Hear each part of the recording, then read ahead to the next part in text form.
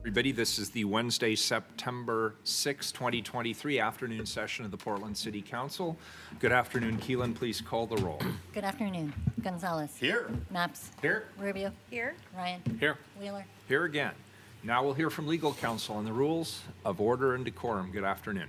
Good afternoon. Welcome to the Portland City Council. To testify before council in person or virtually, you must sign up in advance on the council agenda at www.portland.gov/council/agenda. Information on engaging the City Council can be found on the council clerk's webpage. The presiding officer preserves order and decorum during council meetings. The presiding officer determines the length of testimony. Individuals generally have 3 minutes to testify unless otherwise stated. A timer will indicate when your time is done. Disruptive conduct such as shouting, refusing to conclude your testimony when your time is up, or interrupting others' testimony or council deliberations will not be allowed. If you cause a disruption, a warning will be given. Further disruption will result in ejection from the meeting. Anyone who fails to leave once ejected is subject to arrest for trespass. Additionally, council may take a short recess and reconvene virtually. Your testimony today should address the matter being considered. When testifying, state your name for the record. Your address is not necessary. Disclose if you are a lobbyist, and if you are representing an organization, please identify it. For testifiers joining virtually, please unmute yourself once the council clerk has called your name. Thank you.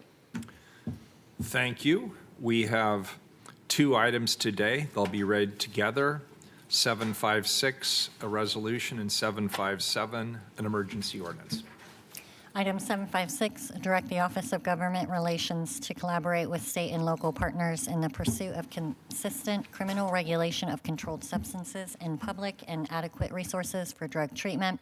Item 757, amend alcohol on public property and public rights-of-way code to add a provision that bans consumption of controlled substances in public subject to law limitations, or state law limitations, excuse me.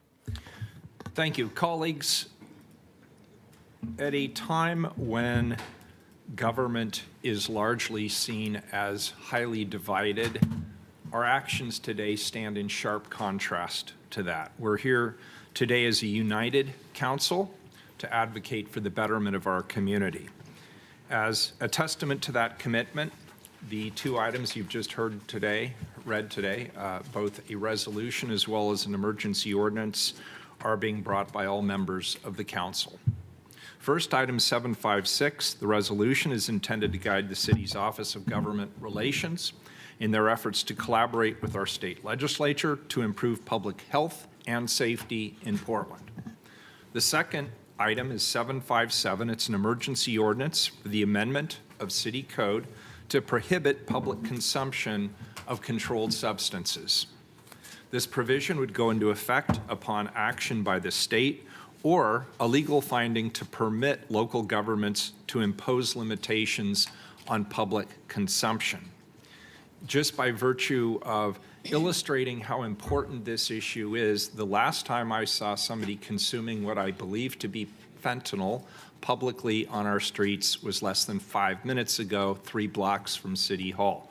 This is a significant issue, and I hope that the unified actions of the council here today will certainly inspire our legislature to take this issue seriously. Commissioner Gonzalez would like to say a few words of introduction before we begin. So Commissioner Gonzalez, I'll hand it over to you. I'm going to start off with a message to Portlanders. We've heard you. You're exhausted with open-air drug use and you're demanding action. And today is that action. These are necessary common sense steps to disrupt debilitating drug use on the streets of Portland that does deep damage to our city's livability, overwhelms our emergency response system, and destroys lives. The decriminalization of hard drugs was never supposed to mean open use, acquiescence to violence, to crime. It was never supposed to be no available ambulances for those suffering a heart attack or stroke. Yet every day in the city of Portland, we face that risk. Nobody understood the impacts of fentanyl and PTP meth on our streets. Those drugs are devastating families, businesses, neighborhoods, and our most vulnerable populations across the city. What this does not do, criminalize addiction. We want those who need help to get help. These are but necessary steps on the path to recovery for Portland, but it is one of many that we need to take to confront the crises on the streets of Portland. Thank you, Mayor. Thank you, Commissioner Gonzalez. Here to present on both items, we have Stephanie Howard, who is my Director of Community Safety. Good afternoon, Stephanie. And we have Shaw Smith, who is Commissioner Gonzalez's Chief of Staff. Good afternoon, Shaw. And we have some invited testimony as well, but we'll turn it over to you, Stephanie, to start us off. Thank you, Mayor. Good afternoon, everyone. I think as the mayor and the commissioner have already identified, this resolution really speaks to the unification of council in hearing the community and in doing everything in its power to take action on behalf of the community, as well as to advocate in partnership with other stakeholders who are needed to address the many challenges that we're facing. As Commissioner Gonzalez and the mayor both pointed out, we're facing debilitating substance use disorder, a lack of treatment, a lack of sobering facilities, a public defender crisis, and a jail capacity crisis on the verge of such a thing. And I think the other piece that council brings together in this resolution is its commitment to working with all stakeholders to support and advocate, even if it's not a space where we have a direct role. This resolution is intended, I think, to demonstrate that commitment from council and to guide our OGR, our Office of Government Relations, in advocating in those spaces where we would really like to be partners and to be collaborative in seeking solutions. And finally, I'll just say before I hand it over to Shaw that I think the resolution is intended more than anything to prioritize solutions over politics. And so with that, I'll hand it over to Shaw to speak to the ordinance. Thank you, Stephanie. Thank you, Mayor, members of council. The ordinance before us today allows us to address an important gap in our ability to confront the drug crisis on our streets. It would prohibit the open use of hard drugs in the same terms as the original ordinance brought forward by the mayor. earlier this year with one important addition, a clause stipulating its immediate enforcement upon appropriate action from the state legislature or a judgment from a court of competent jurisdiction. The proposed changes would add consumption of a controlled substance to the city ordinance, which already prohibits public consumption of alcohol, and once in effect, would allow for a fine of up to $500 or up to 6 months in jail as determined by the courts. And with that, I understand we have invited testimony. Multnomah County Commissioner Sharon Myron will lead us off.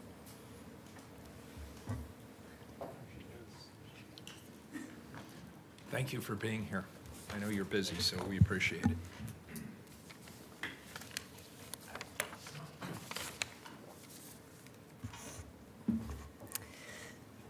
Thank you so much, Mayor Wheeler, Commissioner Gonzalez, and the entire City Council here. I appreciate the opportunity to testify. I'm the Multnomah County Commissioner representing District 1, which includes a number of neighborhoods particularly impacted by the fentanyl crisis, including downtown, Old Town Chinatown, the Pearl, and others. I see the impacts of fentanyl overdose regularly in the neighborhoods that I frequent, and I hear about the deaths and overdoses witnessed by my constituents. I'm also an ER doctor, and I volunteer with Portland Street Medicine, and these give me a unique perspective in terms of the causes and impacts of substance use disorder, and where I directly treat patients harmed by opioids and other substances, particularly fentanyl and methamphetamine. While I appreciate the intention of Measure 110, I believe the Oregon Health Authority verged on the criminally negligent in how they allowed the measure to roll out, and harm and death have resulted from decriminalization without a plan. As efforts are being made to remedy the problems of Measure 110, I won't speak to those today, take a while. We need to be doing everything in our power locally to mitigate the death and harm being caused by the fentanyl overdose epidemic.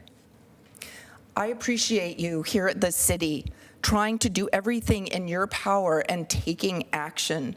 When your hands are somewhat tied sometimes, you step in. And I recognize your options can be limited when the state needs to take action, and when the real power to address the crisis lies in the realm of the county as the local public health authority and the local mental health authority. The county should be declaring the fentanyl crisis a public health emergency. This doesn't allow the county access to new funding, but it can relax requirements so that existing funding streams can be more flexible. It can relax regulations. Certain regulations can be adapted to address the crisis, potentially around open drug use.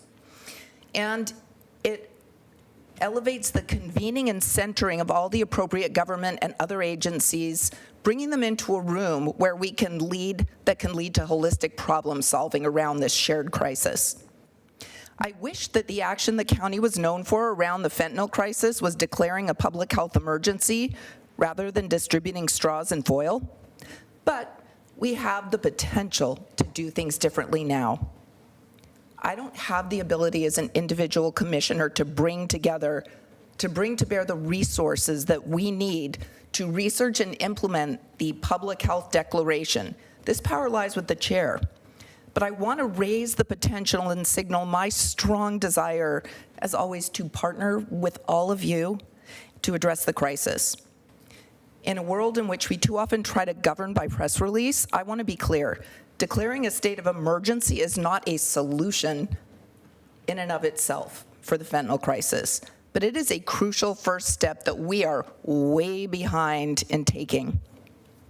Thank you. I welcome the opportunity to partner with all of you, and would love your help in encouraging the county to declare a public health crisis.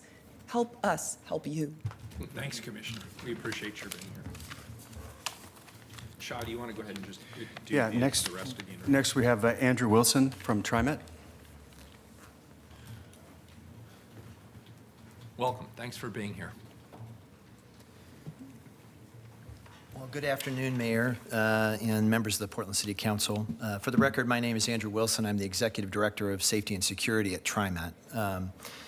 Thank you for this opportunity to testify today in support of this emergency ordinance to establish a springing amendment that would ban the public consumption of controlled substances within the city of Portland.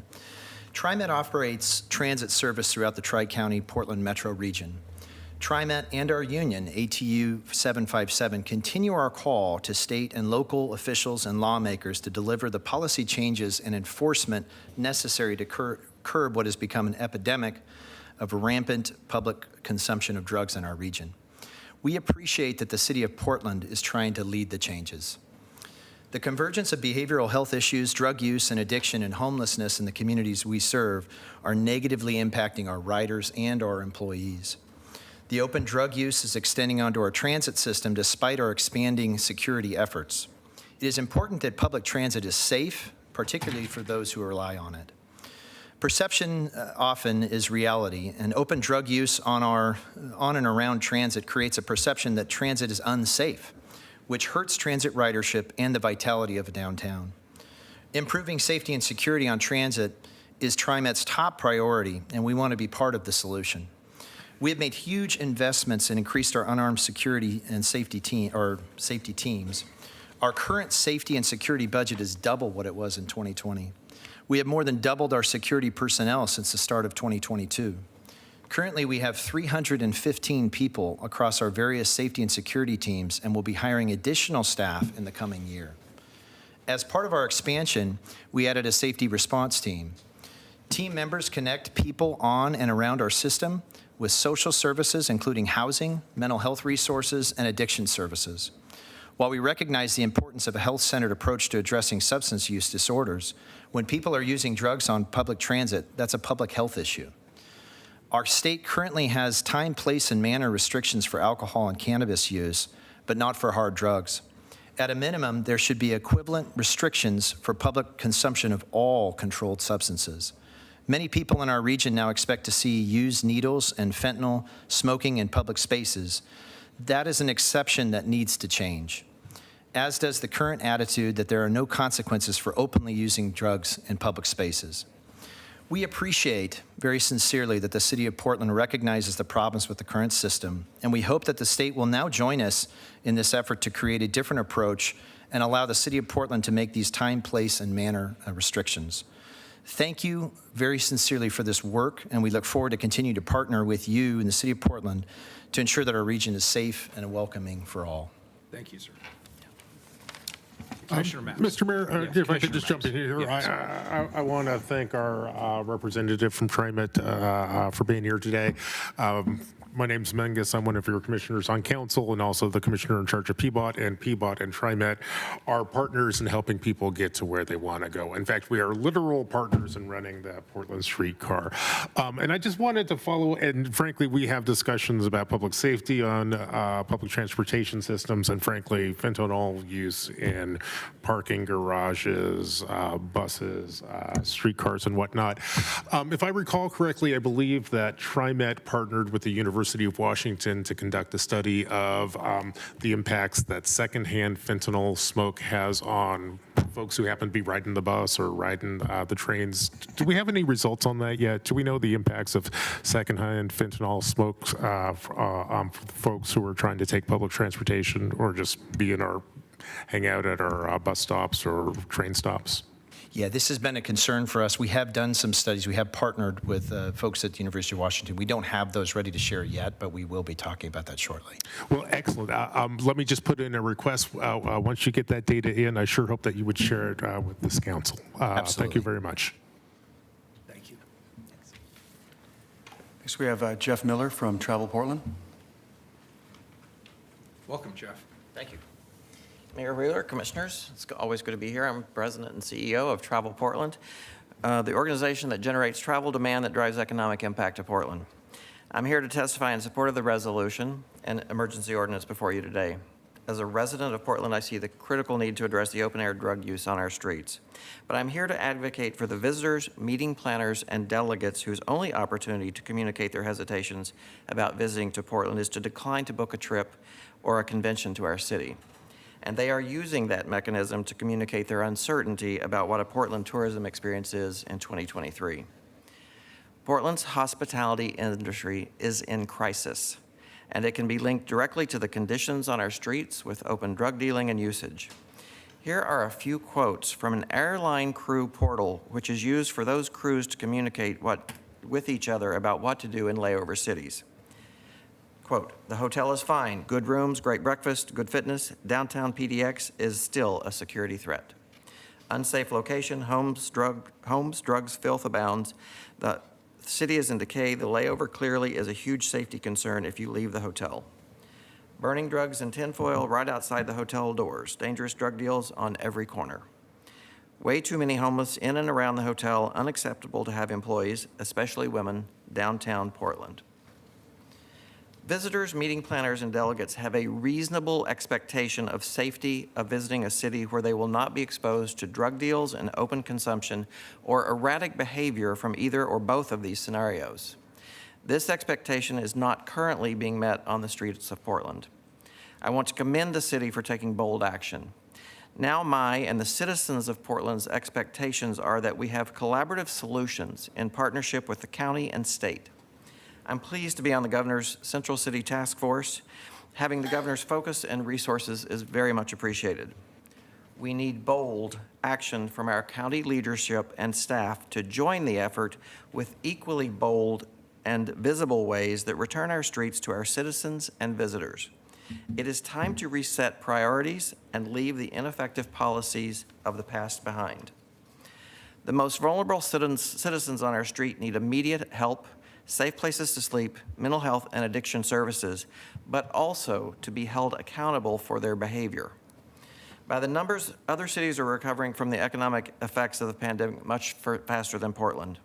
From a revenue standpoint, Portland Central City is 25% behind where it was in 2019. Denver is 24% above 2019. Seattle is 4% above 2019. San Francisco is the only other city with a hill to climb like ours. Portland's hotel recovery is significantly behind our competitive set of cities. And as you know, we do quarterly sentiment surveying outside of Portland. Visitor sentiment is not improving, and we know the reputational damage being done has the potential to last if we don't see quick action to make our streets safer.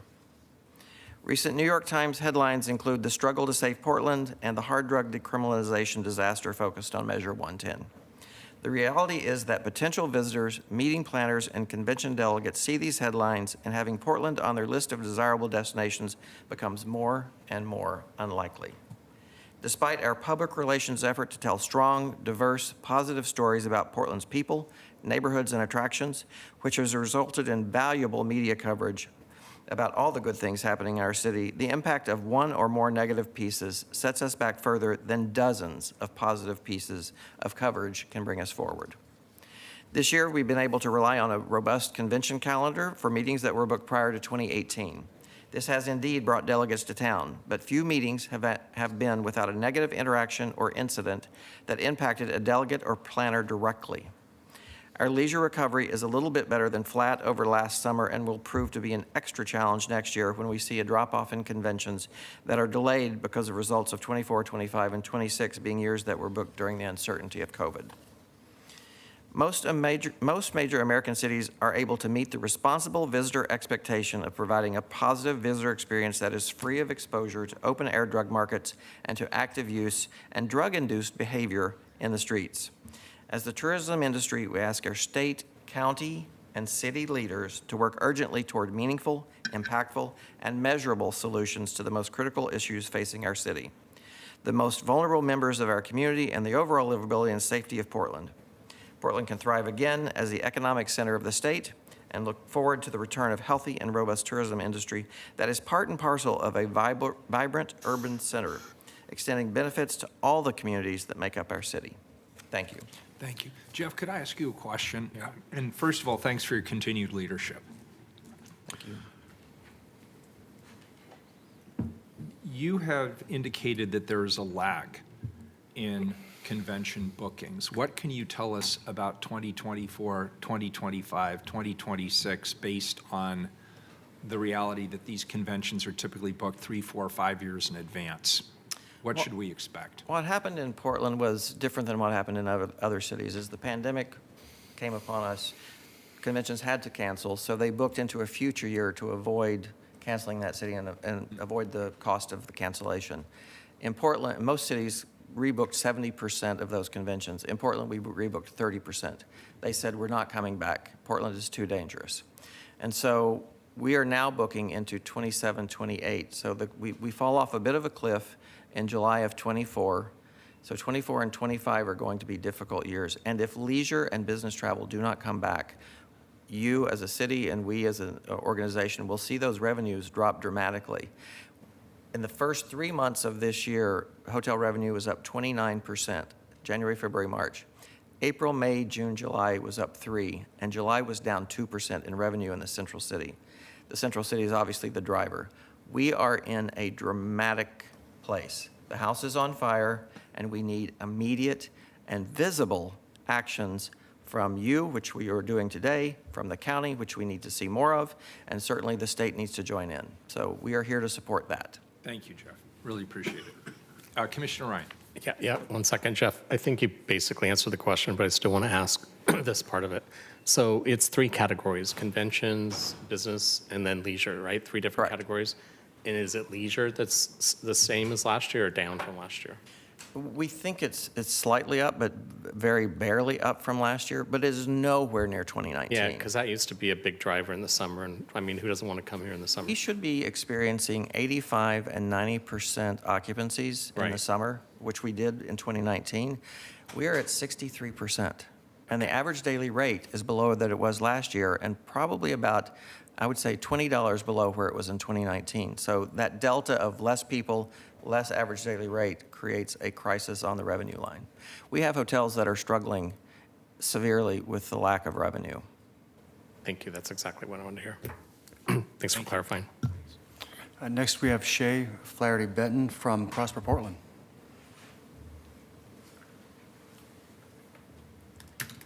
Hi, Shay. Good afternoon, Mayor Wheeler, City Commissioners, and thank you for the opportunity to testify today. My name is Shay Flaherty-Benton, and I serve as a Director of Economic Development at Prosper Portland, which is the city's economic development agency.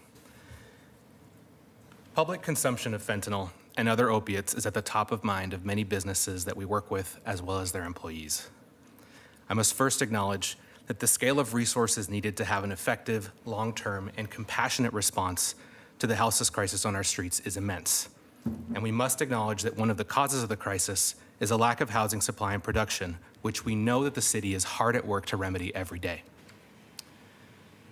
That being said, there are some common sense actions which we can support without unnecessarily criminalizing addiction, houselessness, and poverty writ large. Today's action around the public use of controlled substances is such an action. It makes sense to us that governments regulate the public use of drugs, at the very least, as much as we regulate the public use of alcohol and cannabis. Speaking more broadly to our work at Prosper Portland, fentanyl has turned into a business retention issue, plain and simple. Consumption and smoking of fentanyl in public spaces continues to be a reason that our central city employers refuse to bring their employees back downtown. It continues to be a major concern when we bring international delegations to our city, when we are pursuing additional investment from employers all across the city. And I think you all heard from some of our testimony last week when we were speaking to E-Zone about some of those concerns as well. Many of you know that Prosper Portland also manages commercial properties, including those that are part of our affordable commercial tenanting program. So this is affordable commercial spaces for entrepreneurs. One of our tenants is at the 10th and Yamhill property, and that tenant is actually vacating their space in the coming month due to the amount of secondhand fentanyl smoke outside their storefront and how that smoke is impacting the health of their employees. He's had to send many folks home, and they've had to get additional medical help. Luckily, that business owner, we've worked hard to make sure they're going to remain in Portland. They're just going to move to a different part of the city. But their experience reflects the daily reality of an insidious drug that preys upon those of us that are most vulnerable and in crisis, a drug that is holding our central city hostage. So I just wanted to share that today and thank you all for your work and for the opportunity to testify. Thanks, Shay. Dan, did you have your hand raised? Thanks. Thank you. And next, we have Jose Cienfuegos from Revitalize Portland.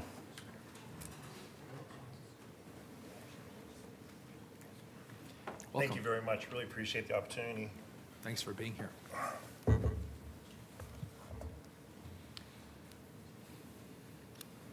little bit about myself. As I said, I'm Jose Cienfuegos. I started off my legal career as a public defender in Washington County and Multnomah County.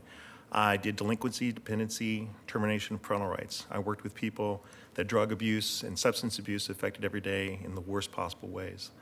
I then had the pleasure and honor of working at the Multnomah County District Attorney's Office as a prosecutor. I worked with Nathan Vasquez, whom you're going to hear from. There, I was able to run with the drug court there, DISP program, and I was able to work with the Portland Police and the Multnomah County Sheriff's Office and the Special Investigations Units. The opportunity, so to speak, for me to be personally connected with drug use and those people that are affected by addiction is quite great.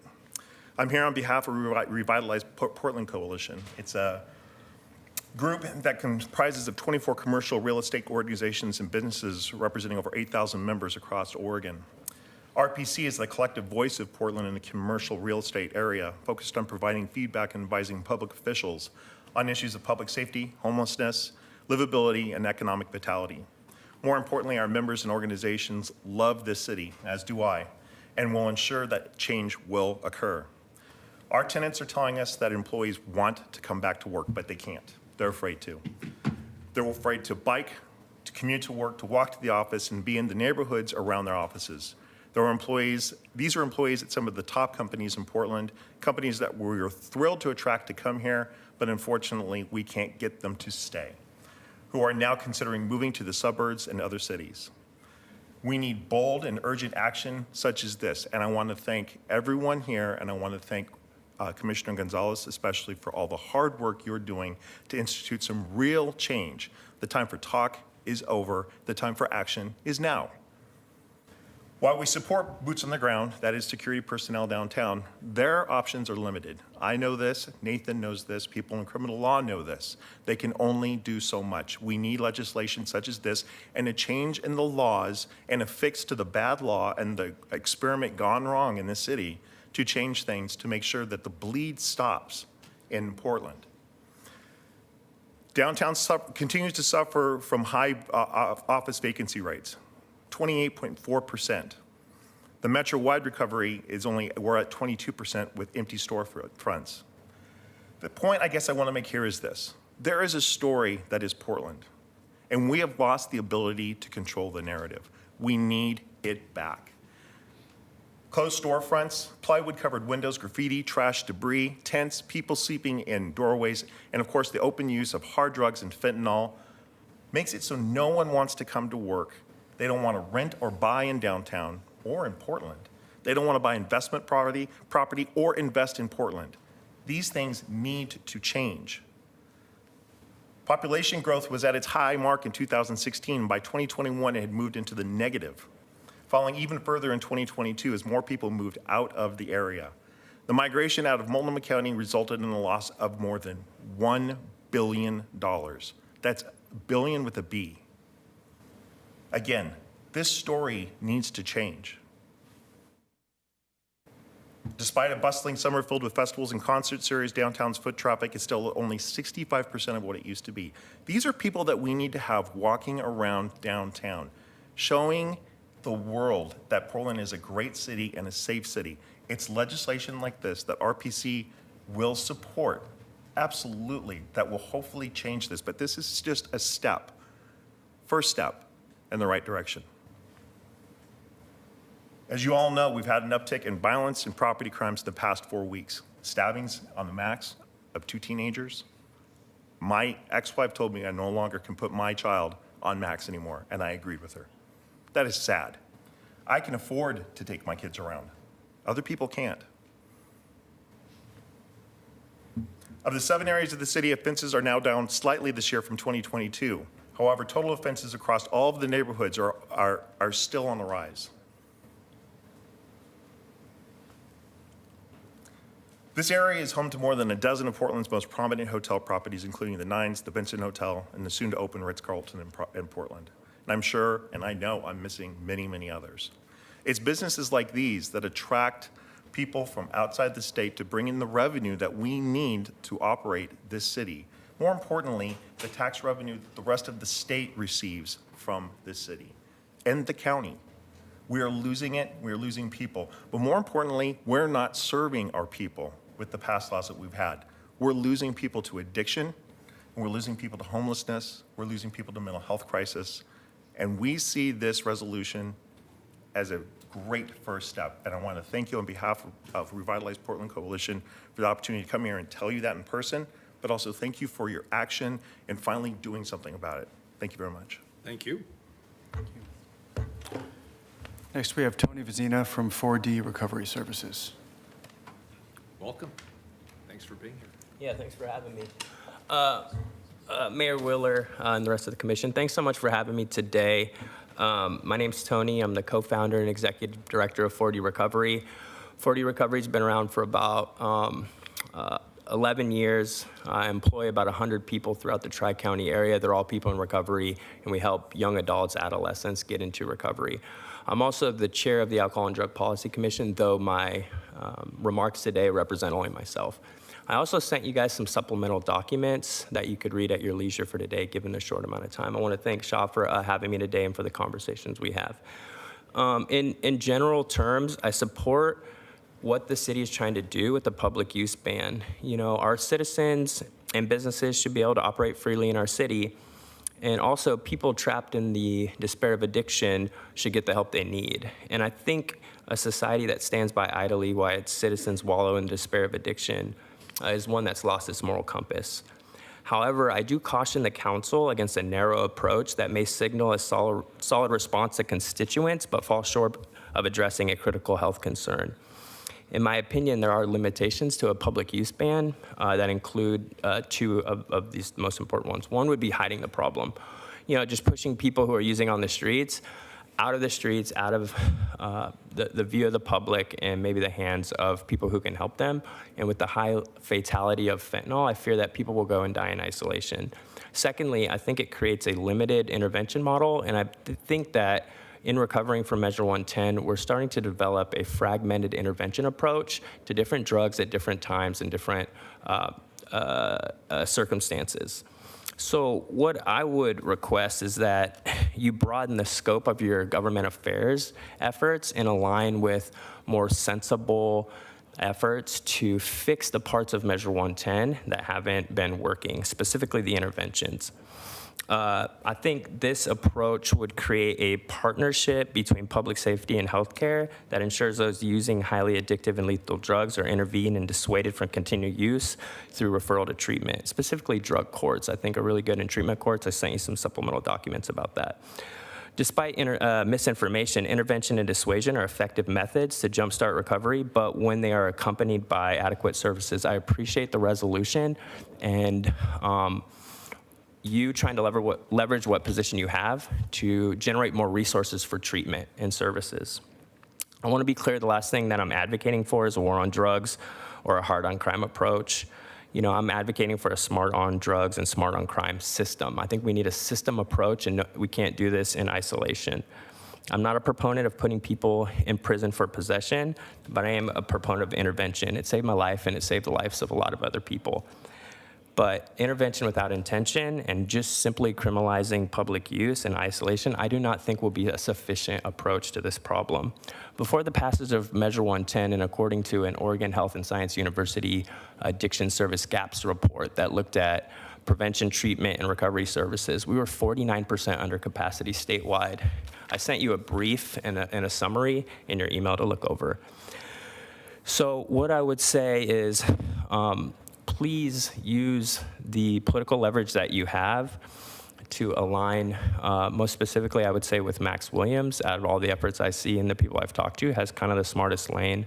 And we want to keep the funding from Measure 110 into recovery services and look for ways to expand services as well. I think some of the Metro money could go there. I advocated for it really hard. It didn't seem to work. My advocacy didn't work. But I think now is a time where people understand the scope of the situation. I'm here to answer any questions if you want, but in general terms, thank you so much for having me, and really appreciate you calling me to give public testimony. Thank you. Oh, Commissioner Gonzalez. I did have two quick follow-up questions. Sure.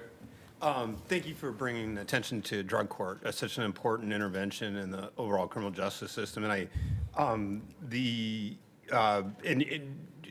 not sure how familiar you are with some of the struggles in the pandemic and the decrease in referrals. I just want to observe that, if you have pieces to add, but this has been one of the more painful parts for our community. A lot of people that were previously getting addiction services for drug courts aren't getting the referrals over because the circuit courts have come to really slowed down during the pandemic. And I don't know if you have anything to speak to that on that, but it is a significant Yeah, I know gap that the drug courts lost a lot of infrastructure that has been developed since, I believe, 1989 is kind of the inception of drug courts in America, and there's been a long history of kind of reforming drug policy since then. So I don't know what it's going to take to bring those back to life. I will say that I am afraid that due to the high volume of dissent against public safety, we've now gotten to a place where nobody wants to pick up the addiction issue anymore, when public safety was kind of responsible for it. And we know that the emergency rooms turn people away who are in the highest acuity of the crisis. And I'm a little nervous that we've become apathetic to addiction and it's become normalized. I will say that the Drug Policy Alliance, if you read their website, their goal is the legalization and commercialization of illicit drugs. They were the prime proponent of Measure 110. I don't think that's a good idea. I think what we saw with kind of the commercialization of OxyContin would indicate that maybe that's not the route we want to go for a healthy society. So I don't know what it would take, but I do know that it has to be a partnership when addressing behavioral health between public safety and healthcare, because addressing a lot of the issues are healthcare based, but the behaviors seep into the public safety arena. And so there has to be a partnership. We have to work together. That's very clarifying. Thank you for that. Stephanie, do you have anything to add sort of in how the resolution operates on this point of partnership? Yeah, I think one of the pieces of the resolution is to advocate for additional resources for alternative sentencing and to support our court partners in making sure that they have the resources to reinstate those kinds of problem-solving courts to address these things in a meaningful and holistic way and not just with punishment. So very front of mind, I think, for council through this resolution. Thank you. Thank you again for your testimony. Thank you. Next, we have David Fredericks, paramedic with Portland Fire and Rescue.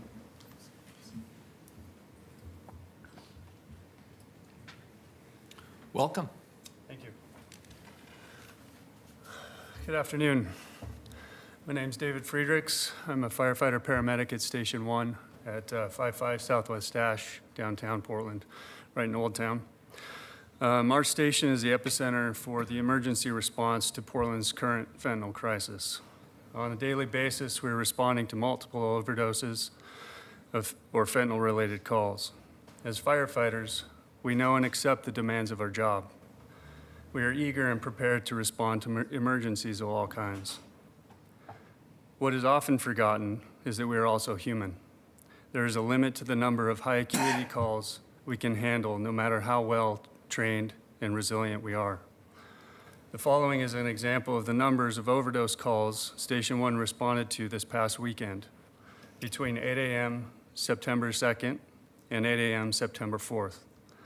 Saturday, September 2nd, the Engine 1 responded to 7 overdose calls, Truck 1 responded to 3 overdose calls, and Squad 1 responded to 5 overdose calls. And this is just in Old Town.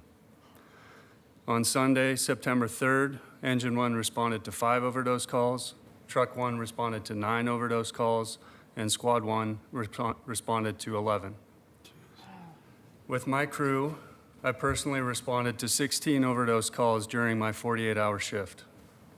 Station 1 responded to 40 overdose calls, and as a station, as a whole, we responded to 76 calls over the weekend.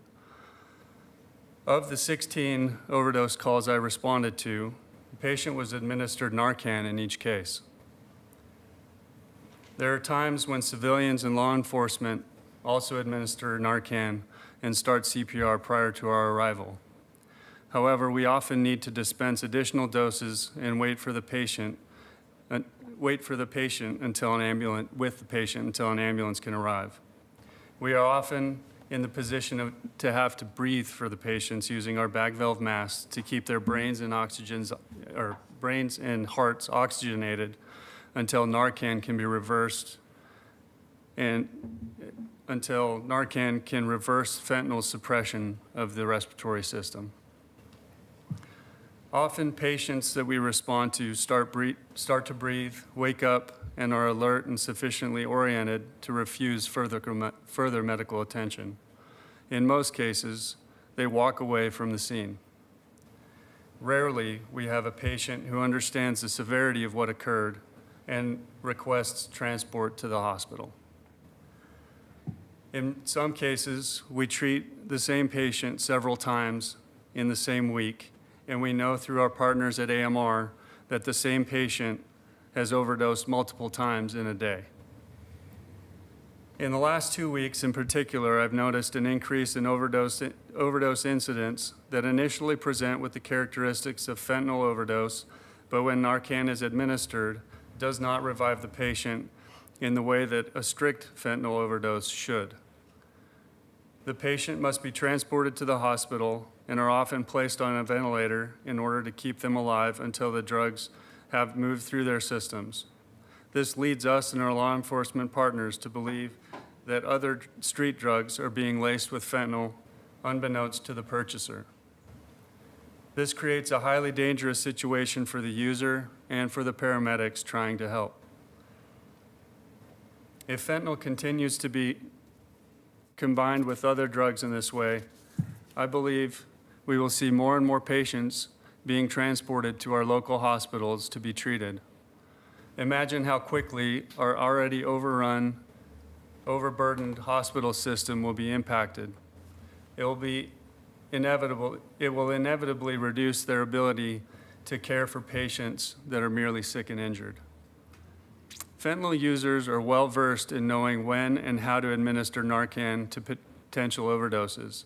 Narcan is often used before EMS arrives and is sometimes given without calling EMS, which means that the true number of fentanyl near-death overdoses each day in the city are far greater than we know. While Narcan is a powerful resource, it has also given our population a false sense of security. It is our job as first responders to care for the members of our community, and we are good at what we have been trained to do. Most of us choose this career for a reason and believe strongly in what we do. That includes helping the addicted. But the high volume of overdose calls is disheartening, and knowing that even when we try to help, our help is unwanted wears on all of us. Our most common call has become responding to an overdose. Every day we see people die. They die, then they wake up and they walk away like nothing happened. There is no clear solution and no end. We are tired. Our families are worried about our mental and physical health. We are not alone. This crisis is taking a toll on law enforcement, AMR, and healthcare professionals. The situation is untenable and something must be done. Thank you for your time, attention, and efforts to resolve this situation. Thank you. Commissioner Maps. Thank you very much, Frank, both for your testimony and for your service to our city and its citizens. You probably addressed this in your comments, but just to underscore it, can you tell us approximately how many fentanyl overdoses your firehouse responds to in a month? Say ballpark, it doesn't have to be precise, just so we have a sense of scale. I'll take the month of May. Okay. Just because I know that we responded about 300 in that one month. About 300. So of those 300 overdoses, how successful were we in being able to connect people with sobering beds or treatment or other services that'll help them in this terrible cycle of addiction? Unfortunately, that's not in our jurisdiction, our realm. Sure. Whose realm is it in? What's that? Whose responsibility is that? Who does that work? Well, That's a good question. I don't know. I believe that there's community organizations, there's shelters that should have resources that people, and when people want to talk to us and ask us, one of our first places to go to is Old Town Clinic. Go talk to somebody at Old Town Clinic. I think that they've got a fairly good record of finding people help, but I wish I knew more. Okay. Thank you very much. I appreciate your being here today and being out on the streets of Portland every day. You guys are amazing. Thank you. Next, we have Adrian Pettis from Portland Street Response.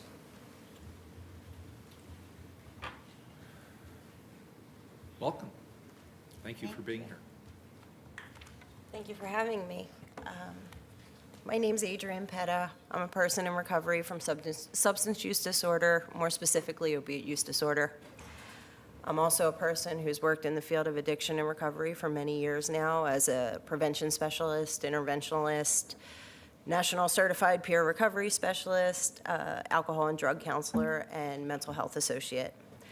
I currently work as a supervisor for Portland Street Response. Every day, the crews I support respond to low acuity behavioral health crisis where substance use disorder and altered mental status due to active substance use frequently co-occur. Our clients face complex challenges that are compounded by poverty, homelessness, and trauma. I know firsthand how stuck and entrenched these patterns can become. There were many times in my active addiction that I wasn't interested in getting any type of help to change my life of incarceration, homelessness, and just daily misery. I needed someone to show me that a different path was possible. My lived experience motivates me to serve others and provide the service and support that is needed to build a better future for the individuals we serve. This is why the work that we do at Portland Street Response is so essential, because trauma-informed crisis intervention has the power to break cycles and save lives. A few years ago, I participated in a study in which opiate users who had been using for over a decade or more were surveyed to assess their understanding of the different types of recovery paths. What was found in that survey is that the respondents, especially those who were homeless, lacked sufficient knowledge of what options were available to them, what resources and supports, if any, were available at all.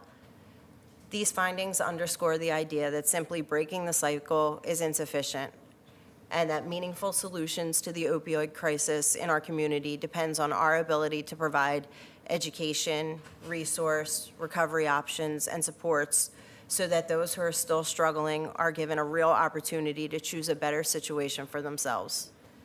To be clear, I'm not here to debate if addiction is a disease or a personal choice.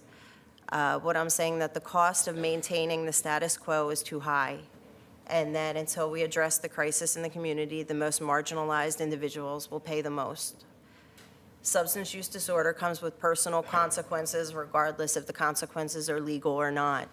Substance use disorder is a thief that robs not only the impacted individual, but everyone around them. It robs its users from living their full potential, as well as ironically making its users rob to support their habits. It robs families and loved ones. It robs the community at large of all the missed talents and opportunities of those who are in its grips and of those we lose too soon. As one organization in a larger continuum of crisis care, Portland Street Response's role is not to force anyone out of active substance use, but rather meet individuals where they are and provide information, resource, and support that they need to become empowered, to make empowered choices in their care and treatment. We take this approach because we're a voluntary program, and recent research shows that voluntary service models are effective in terms of promoting long-term substance use recovery outcomes and reducing the rebound effect and overdose risk. Thank you. And creating a lasting change in this crisis will require uplifting voices of those with lived experience and truly investing in community-based programs that serve those most impacted. Thanks for having me. Thank you for being here. Appreciate it. And our final invited testimony is Jesse Burke from the Society Hotel in Old Town. Hi, Jesse. Hi, everyone. Thanks for having me. My name is Jessie Burke. I own the Society Hotel, and I serve as chair of the Old Town Community Association. I work ground floor retail, front-facing, all day, every day, and I've been at work every day of the pandemic. I've watched firsthand as Measure 110 went into play and the downward spiral it created on our streets. I'm here today to address the need for urgent policy prohibiting open use of controlled substances, specifically fentanyl and methamphetamine, in the public realm and in public view. I would like to add the need for additional urgent policy for public intoxication caused by controlled substances. Current policy prohibits smoking tobacco in public parks. It's unlawful to possess even a partially open receptacle containing alcohol or drink alcoholic beverages on any street, sidewalk, or other public right-of-way, and marijuana is only allowed on private property away from public view. At a minimum, the same rules should apply for meth and fentanyl as exists for tobacco, marijuana, and alcohol. I met with 2 state representatives recently, and we sat at tables in front of my hotel. I have a general rule that I do not let elected officials sit inside when we meet. I believe it's important for them to understand why our doors are locked 24/7. I wanted them to see our streets without any protection between them and what is happening outside to gauge how they're doing at their job. They witnessed how scary it is sitting outside, how allowing people to use such dangerous drugs in public is shocking. But public highs, particularly meth, are the most dangerous. P2P meth is inducing psychosis in users, and we do not know if it is reversible. I believe there's a direct correlation between our exploding mental health crisis and meth destroying users' frontal lobes. While meeting with the state representatives, a fight broke out next to our table in the last 10 minutes of our meeting, and they asked me if those were the effects of fentanyl. I explained that that is meth. Meth makes people erratic, often angry, and sometimes with superhuman strength. Fentanyl is when someone looks like they might be dozing off or dead. Those are the bodies lying across our sidewalks throughout the city. And they asked what my customers thought. Working in hospitality, I have visitors from all over, from some of the most progressive countries in the world, places Portlanders say they wish we were more like. And these visitors cannot believe that we allow this. Because at the end of the day, while so many people in Portland fear appearing judgmental, judgment is discernment. And these visitors can discern that some things just should not be allowed. I voted for Measure 110, as most of us did, but I did not understand that we, the public, would become guinea pigs for this poorly planned experiment. We've spent years developing legislation for the legalization of marijuana, and it was decided 12 weeks would suffice in rolling out Measure 110. When I make policies for my company, I have to think through every possible way it could go wrong, every possible way someone might game the system. And then I have to go a step further and consider who on my staff has to enforce that policy, and is what I'm creating even enforceable? If it's not, then I'm setting my team and our system up for failure. If we hope to create a truly meaningful policy, you must consider what your enforcement teams need to do their job effectively. If we do not, we will fail, and the social contract will break, and our ecosystem will fall back out of balance. There's a saying among East Coasters, of which I am one, that the difference between the West Coast and the East Coast is the East Coast has progressive pragmatism while the West Coast has progressive idealism. We are a city full of incredibly smart people, and I believe it is possible to raise the bar here and celebrate progressive policies while being pragmatic in how we develop and implement those policies. I understand you do not have the ability to change state legislation, but I want to thank you for taking this urgent action for the sake of the entire community's health and safety. Thank you. Thank you. Mr. Mayor, I have a couple of Max. quick questions. You bet. Ms. Burke, thank you so much for coming in today. A couple of quick questions that I want to ask. First, can you just remind us where your hotel is located again? You don't have to give the Sure. exact address, Northwest but 3rd and roughly. Davis. One more time? Northwest 3rd and Davis, right across from Darcells. Okay, Northwest 3rd and Davis. So how often do you encounter someone consuming fentanyl or meth on the sidewalk in front of your hotel? Is that like a daily thing and hourly? 100% of the time. 100% of the time? 100% of the time. And for those for folks at home who haven't encountered a lot of people consuming fentanyl or meth. What sort of behaviors are associated with that, and how do those behaviors impact your business? So fentanyl, you'll usually see people with foil. We know all of the drug dealers and their handlers at this point, and people usually the dealers will have backpacks with foil, and they distribute foil after a deal. And you'll see people on any corner, anywhere to sit, any ledge. When I told a reporter recently, the most painful thing to watch is when you know someone's doing it for the first time. And I say this, we lost my husband's brother to a fentanyl overdose. And I've seen several people use for the first time. And it's like watching, much like previous testimony, it's like watching someone die and then come back to life later. And you know that the rest of their life is being altered. So fentanyl is much like watching people die and they lay until they wake back up. Meth is very different. I tell people the story that we have, because when you have commercial operations, you want to have commercial grade furniture. Yeah. So we put cast iron tables with marble tops outside. These tables weigh 150 pounds because you're like, great, no one will move them. And last year I had someone come up and pick up a table with one hand and just smash it down the sidewalk all the way to Blanchet House and just return. I initially ran out to say, don't do that, and then did not continue that conversation, but came back with just a tiny piece of cast iron to give to me. And I think people don't quite understand just how powerful and how dangerous people become under methamphetamine. It's unbelievable. Thank you very much. You paint a vivid portrait. Thanks. Thank you. So, Sean, Stephanie, does that complete invited testimony? Yes, Very Mayor. good. So we'll move to public testimony. We have 14 people signed up. We'll give 3 minutes each. Name for the record. And Sean, Stephanie, maybe I could ask you to free up those chairs just for the time being. We'll ask you to come back after the public testimony. About 6 inches to the microphone is good if you're testifying in person. Please state your name. We don't need to know your address or anything else beyond that. And if you don't feel comfortable using your name, just your first name is sufficient as well. Thank you. First up, our first 3 testifiers, Andrew Wilson, Edie Todd, and Stuart Webster.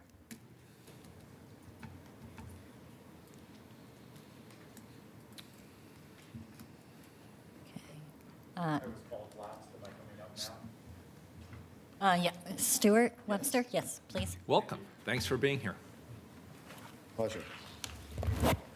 I'd like to start my written testimony by first commenting on the prior testimony that now I am aware of when the people on my street across from my home for the last 7 years have been on fentanyl or meth.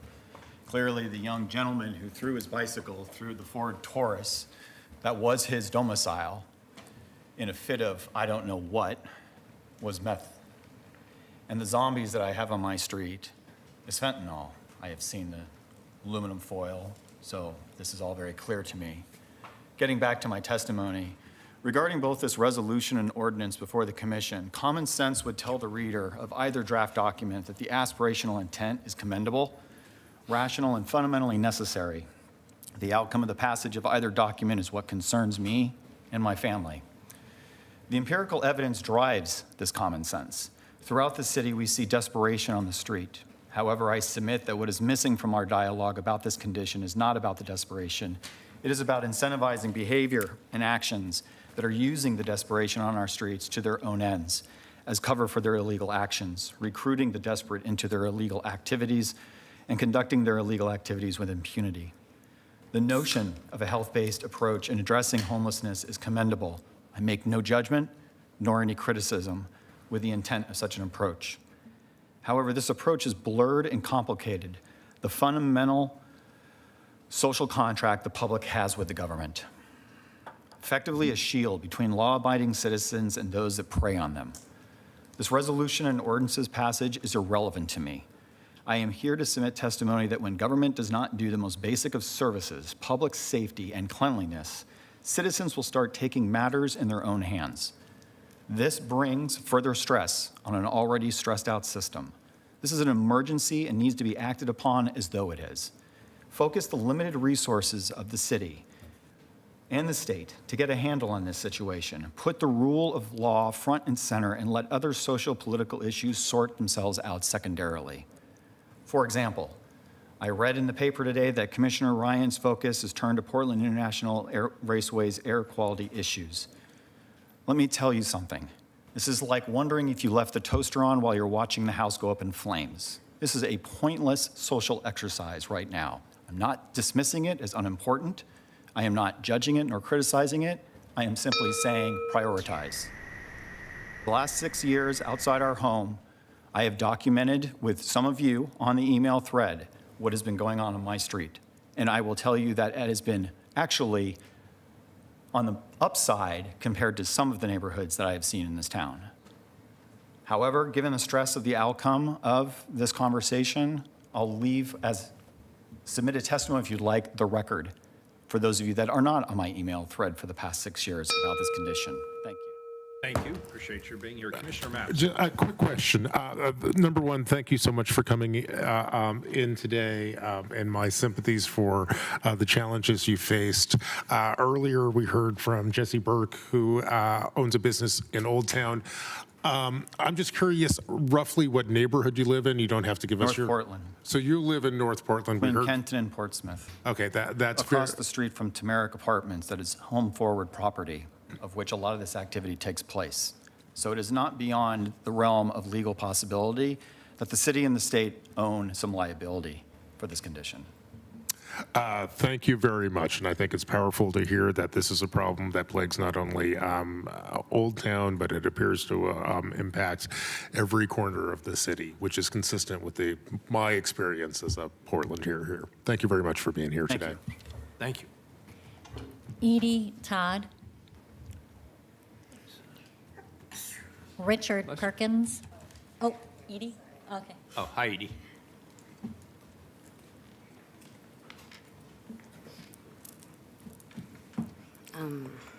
My name is Edie Todd. I guess I'm close. I think that passing this emergency ordinance with no inclusion of any rehab or healthcare funding, at least that I could read in it, I think it's sloppy, and I think that it doesn't make sense. I think that the county funded 250 jail beds last week, and even if you packed all of the drug users downtown, there'd still be thousands of people out on the streets. And to ask us to just trust that these services and healthcare funding is to come is something that I feel like we've been asked for years now, and it just doesn't make sense. It seems self-serving, and it seems like it looks good. I don't know what the follow-through would be when we all know that there's not enough services, and that's what the problem is. There's people on the streets because there's not enough services. There's people using because there's not enough healthcare and rehab, and this doesn't make it so there's enough healthcare and rehab. You're just criminalizing poor people drugs right after funding 250 jail beds. And then in the write-up, it says you guys are worried about jail bed funding. Like, I don't, it's like scary, and it is war on drug stuff. Like they criminalize crack, like fentanyl is the new crack, it's a poor person drug. And then you use it to make people scared of poor people so they don't talk to them. And you can lock them up, and maybe when you get the health care funding, you can forcefully institutionalize them so they can't go outside.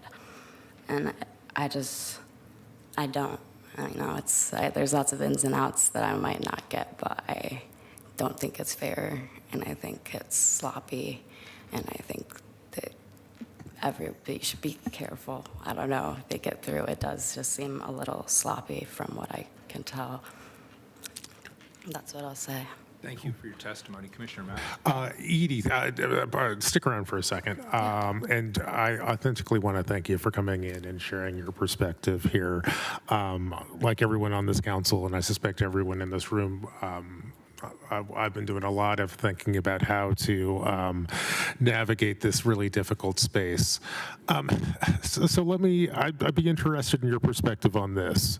This council and the city of Portland regulates when and where people drink. You can't get a beer from a bar and just kind of wander down the street. Same with cannabis. You can go into a cannabis shop, but you're not supposed to go outside on the sidewalk and smoke your weed or whatnot.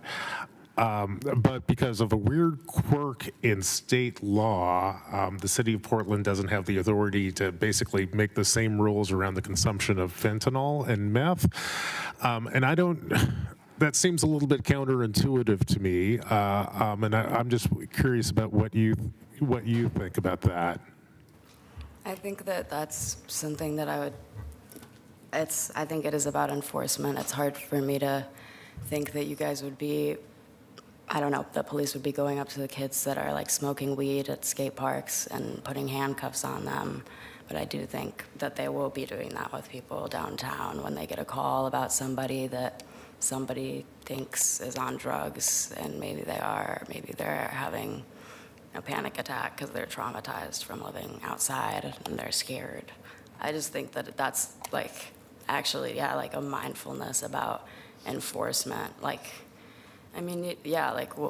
It's the same at crack. Like they made it, like the sentencing for crack, even though it was the same as cocaine.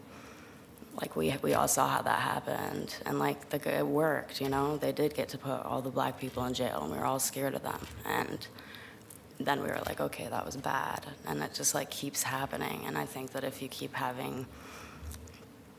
you need to really follow through. And I understand that there's compromises and there's all these different things coming from all angles. But if you just keep appeasing to whatever voice is the loudest at the given week for the council agenda, it is gonna be sloppy and it's dangerous. Thank you, Edie. I very much appreciate you coming down today to share your perspective. And please continue to come and be part of this process. Okay, Thank you. I'm Dick Perkins, an ex-heroin addict, a felon, recovering bank executive, and an 18-year downtown resident. I'm here to support those on our streets with substance use disorder. They have an illness. They need treatment, not prison. I'm here to support more expenditures by the county and city for treatment options, including 24/7 sobering and detox options, along with post-detox residential treatment for those on our streets. And for those who don't take voluntary advantage of the needed 24/7 options, I'm advocating for mandatory treatment and changes to Measure 110 to make that possible. I am not advocating for a return to the war on drugs, but I know the power of opioid addiction physically and psychologically, and I know that from personal experience. On a walk earlier this week, I talked to a woman named Hannah, an affable, self-admitted 57-year-old fentanyl addict. Hannah has been homeless a long time, in her words, and she has been addicted to other drugs, but fentanyl has been the best and the worst. She started about a year ago with 4 pills a day. She now needs to smoke up to 20 just to stay well. Think of that. That is her life's purpose. Hannah said she has overdosed many times. She feels trapped. She has no hope and no future. By her own admission, she is waiting on fentanyl to take her. Hannah has a future, but she needs more than detox to get there, but it must start there. She needs peer support, job skills, social skills, dental care. She has lost her teeth. Medical care and clinical behavioral care. She needs a community away from drugs like Bybee Lakes, and eventually she'll need stable housing of her own. The county needs to work with the city, stand up the needed treatment, and get people with substance use disorder voluntarily into it when possible and involuntarily if not, instead of leaving them on the streets to die. And the legislature needs to amend Measure 110 to make this possible, and I think they will in February. I support this new ordinance as one step along the way. Let's give Hannah a future. Thank you. Next up, we have Keith Wilson. Thank you for being here.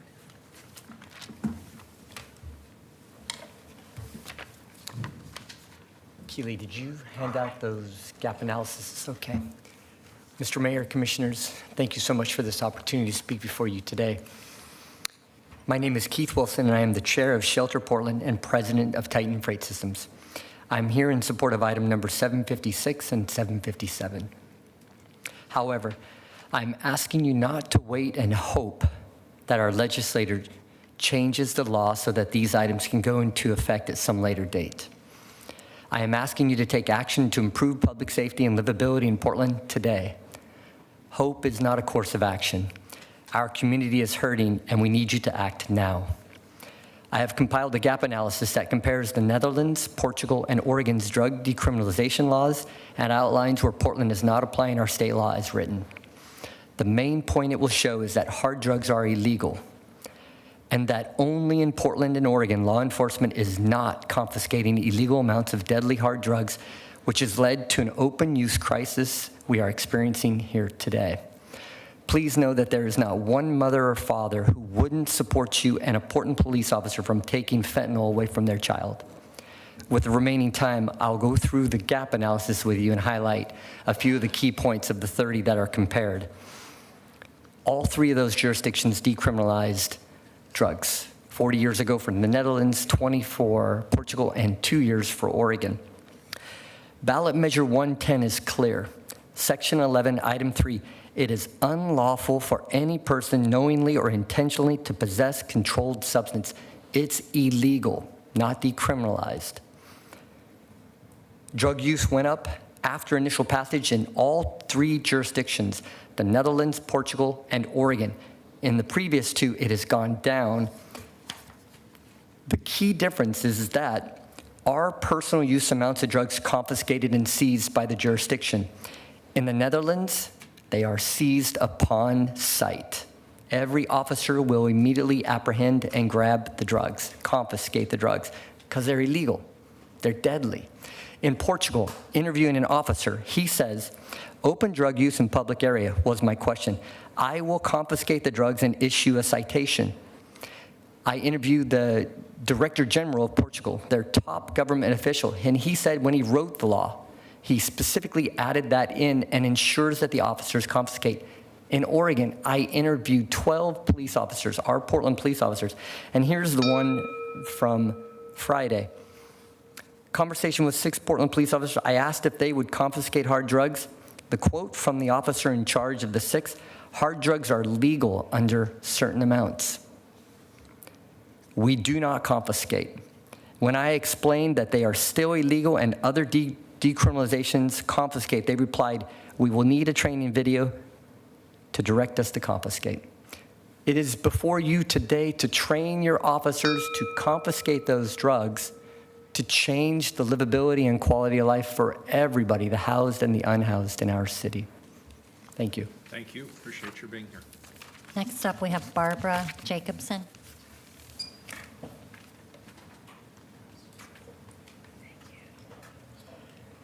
Welcome, Barbara.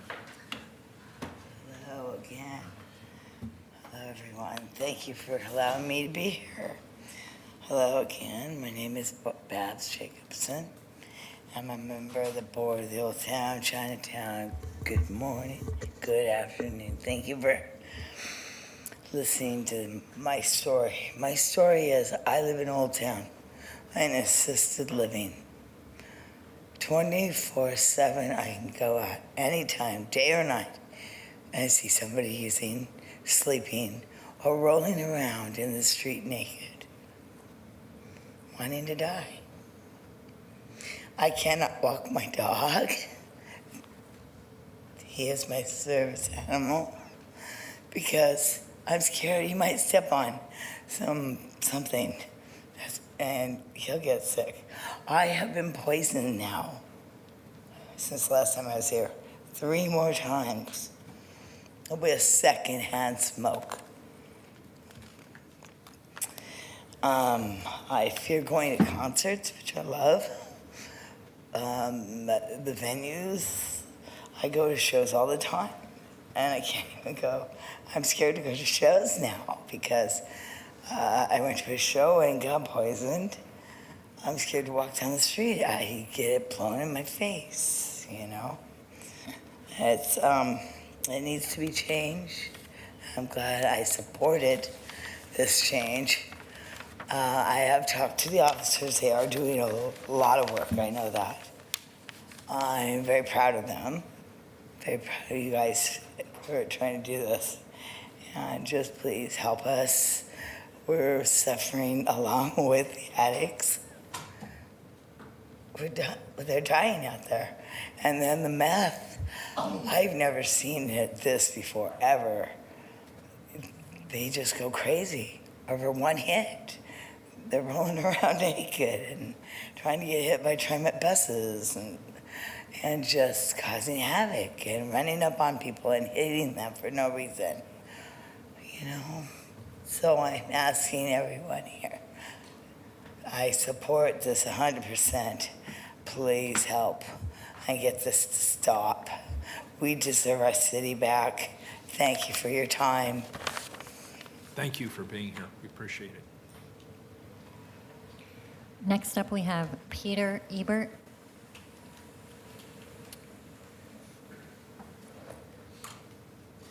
Peter Ebert. Okay. Nathan Vasquez. Welcome. Thank you for being here. Good afternoon, Mayor Wheeler, members of the commission. My name is Nathan Vasquez, and I am speaking here today as a 20-year resident of Portland. And during those 20 years, I've had the honor of working as a deputy district attorney in our community.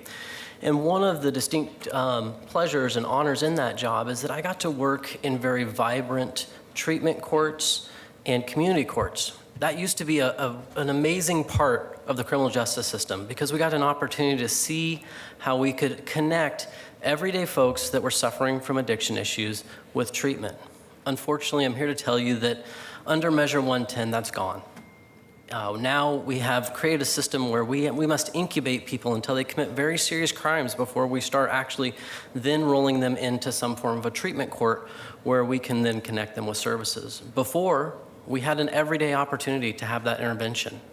What I'm asking is that today, yes, this is a great first step, and I fully support that.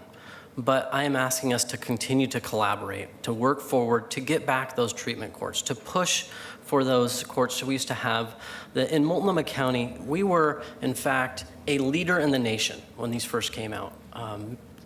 About over 20 years ago when Mike Shrunk put those into place, people used to come from all around to see what we did, to see how this community was helping us, the most vulnerable folks. And now we've become a place where, sadly, we're an example of what not to do. And so what I'm asking is that today is the first step, that we work together. Certainly, I greatly appreciate Commissioner coming in and talking to us today about the county and their need to step up as well.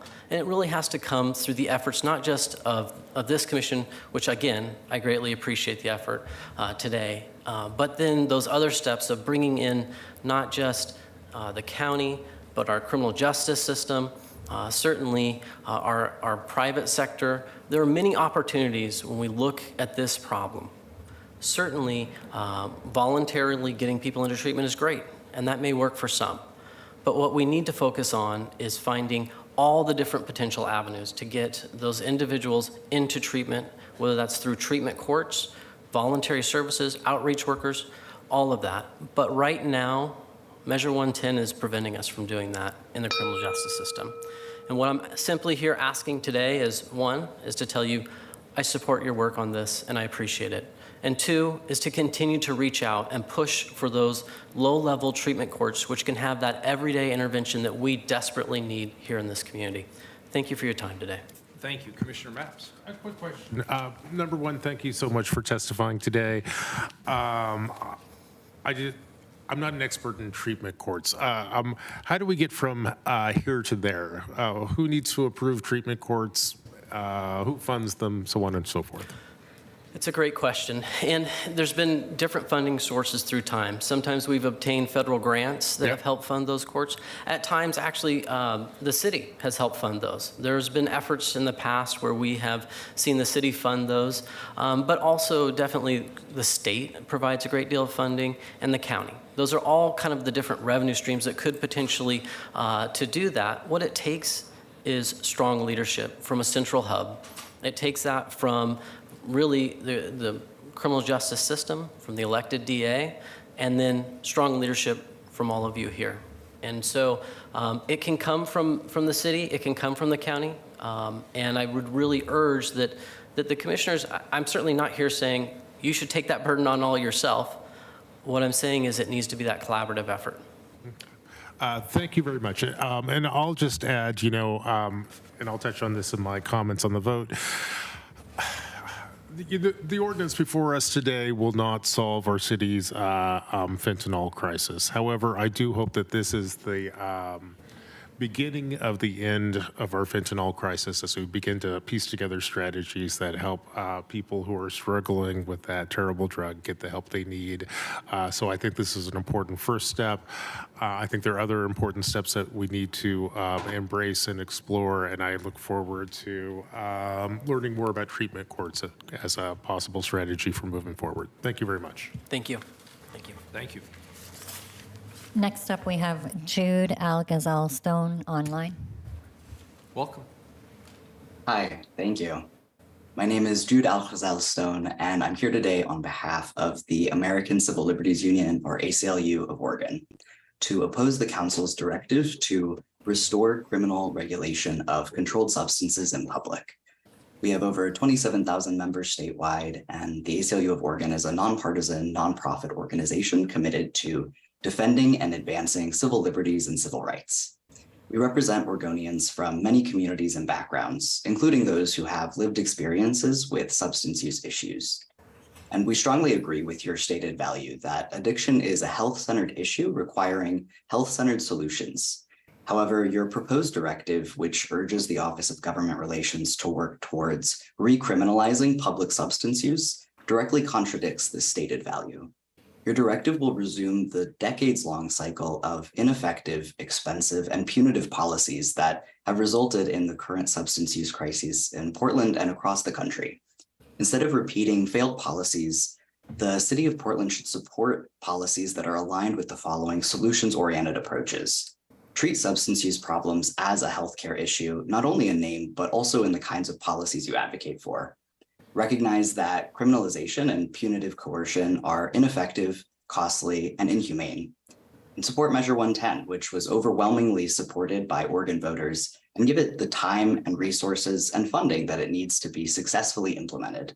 Unlike decades of failed coercive policies, Measure 110 services should be voluntary, free, culturally and linguistically specific, and cover the full spectrum of care. Finally, ensure that communities most impacted by punitive substance use policies, primarily Black, Indigenous, other communities of color, low-income communities, and people struggling with addiction, can lead the way to be centered in both policy decision-making and Measure 110 service delivery. We're paying close attention to the regressive efforts to undermine Measure 110 by addressing the public health crisis of substance use through punitive or coerced approaches, because those efforts will simply continue the crisis of substance abuse and mass incarceration in Oregon and across the US. We're committed to working with you and others in the community to protect the rights of all Portlanders and ensure that everyone, especially our most vulnerable residents, has the resources to heal and thrive. And accordingly, we urge you to reconsider the punitive measures you call for in your directives. Thank you for your time. Thank you. Commissioner Maps. Thank you very much. Jude, I appreciate you being here today with us. I want to make sure I understand your testimony correctly. So the ACLU opposes this council's request to the legislature to grant us the authority to regulate the consumption of fentanyl in public spaces. Does that mean the ACLU also opposes the current laws that are in place that allow council to regulate the consumption of alcohol and cannabis on sidewalks and in public parks? Or is there something different going on here? Yeah, I mean, I can't speak to that very specifically. My instinct is no, but I don't know. Okay, why? So your position is you think we should be able to regulate the consumption of, let's keep it simple, let's just alcohol on the sidewalk, but we should not be able to regulate the consumption of fentanyl on the sidewalk? Our position is that we should not be heading back towards criminalizing substance use disorders. That is our position. And so it's less focused, I think, on the minutia of exactly which substance, and it's more along the lines of the voters overwhelmingly supported Measure 110 so that we can try this new approach that supports more rehabilitation and less criminalization. And so we are advocating that we do not return to criminalization as a policy. So just so I'm clear, so, I got a rule on the books that says, you can't walk into a bar, order a beer, and then, walk out and stroll through the city. Am I criminalizing alcoholism there, or am I regulating the consumption of alcohol in the public right of way? Well, I do think it comes down, like another person who testified spoke to the enforcement of that, because I do think it's also fair to say that there is some flexibility in how certain laws are enforced by law enforcement officers. And so I think we can all say that if someone is, publicly intoxicated, it does not mean that they're going to be arrested and incarcerated to the same degree that that would happen if it was something that is considered a hard drug or a controlled substance. I can't speak specifically to our organization's position on that very specific question, but I am happy to ask the rest of our team, and I can make sure we email your office after this meeting if you're interested in that. Okay, that would be great. And actually, here's another thing that I'd love to explore with you a little bit before we break. So there are rules around the public about being intoxicated in public and whatnot, and that applies for both alcohol and fentanyl. So given the argument that you've laid out today, should we regulate someone being drunk and rowdy in public, but not sort of hold someone accountable for being high on fentanyl in public and say, I don't know, throwing a brick through a window or something like that? So does the drug matter I'm trying to figure out which laws I'm supposed to enforce here, in other words. Well, I think the operative piece of the hypotheticals you've laid out is that throwing a brick through a window is a crime, and that is separate from being intoxicated. And so I think that at that point, the law is pretty clear that you can't throw a brick through a window. And so I think that's just kind of a separate issue. But I thought public intoxication was a law too. So I enforce the law about throwing a brick through a window, but I don't enforce the law about public intoxication. Is that the ACLU's position? No, the ACLU's position is not that you should have discretion over which laws you enforce. Our position is that we urge the council to reconsider their efforts to get the state legislature to pass laws that will recriminalize these behaviors. Well, again, I'm kind of puzzled here because, this council has the power and, frankly, responsibility to regulate the public consumption of alcohol and cannabis and, frankly, tobacco. Again, I'm just kind of curious as to why we would carve out this exception for fentanyl. Yeah, I mean, I think that does speak to your original question, which I'm happy to get more clarity from my team on. I think that the reason we're kind of specifically talking about that today is that, as you heard from both the invited testimony and the public testimony, fentanyl and other controlled substances, so to speak, are really at the forefront of people's minds. Okay, I confess I'm still a little bit confused, but I will take you up on your offer for the ACLU to clarify its position on what powers the city of Portland should have over our ability to regulate the consumption of fentanyl on our sidewalks, in our parks, and in our parking garages. That would help me very much clarify my thinking in this space. So thank you, Jude. Absolutely, thank you. Great, and if there is to be a follow-up, I'll add a clarifying question, because I agree with your logic, Commissioner Mapps. And the other, I don't want to give the same speech twice in one day, but I already gave the speech this morning about seeing the bigger picture. And the challenge this council has is we have to see the bigger picture. We're often weighing competing interests.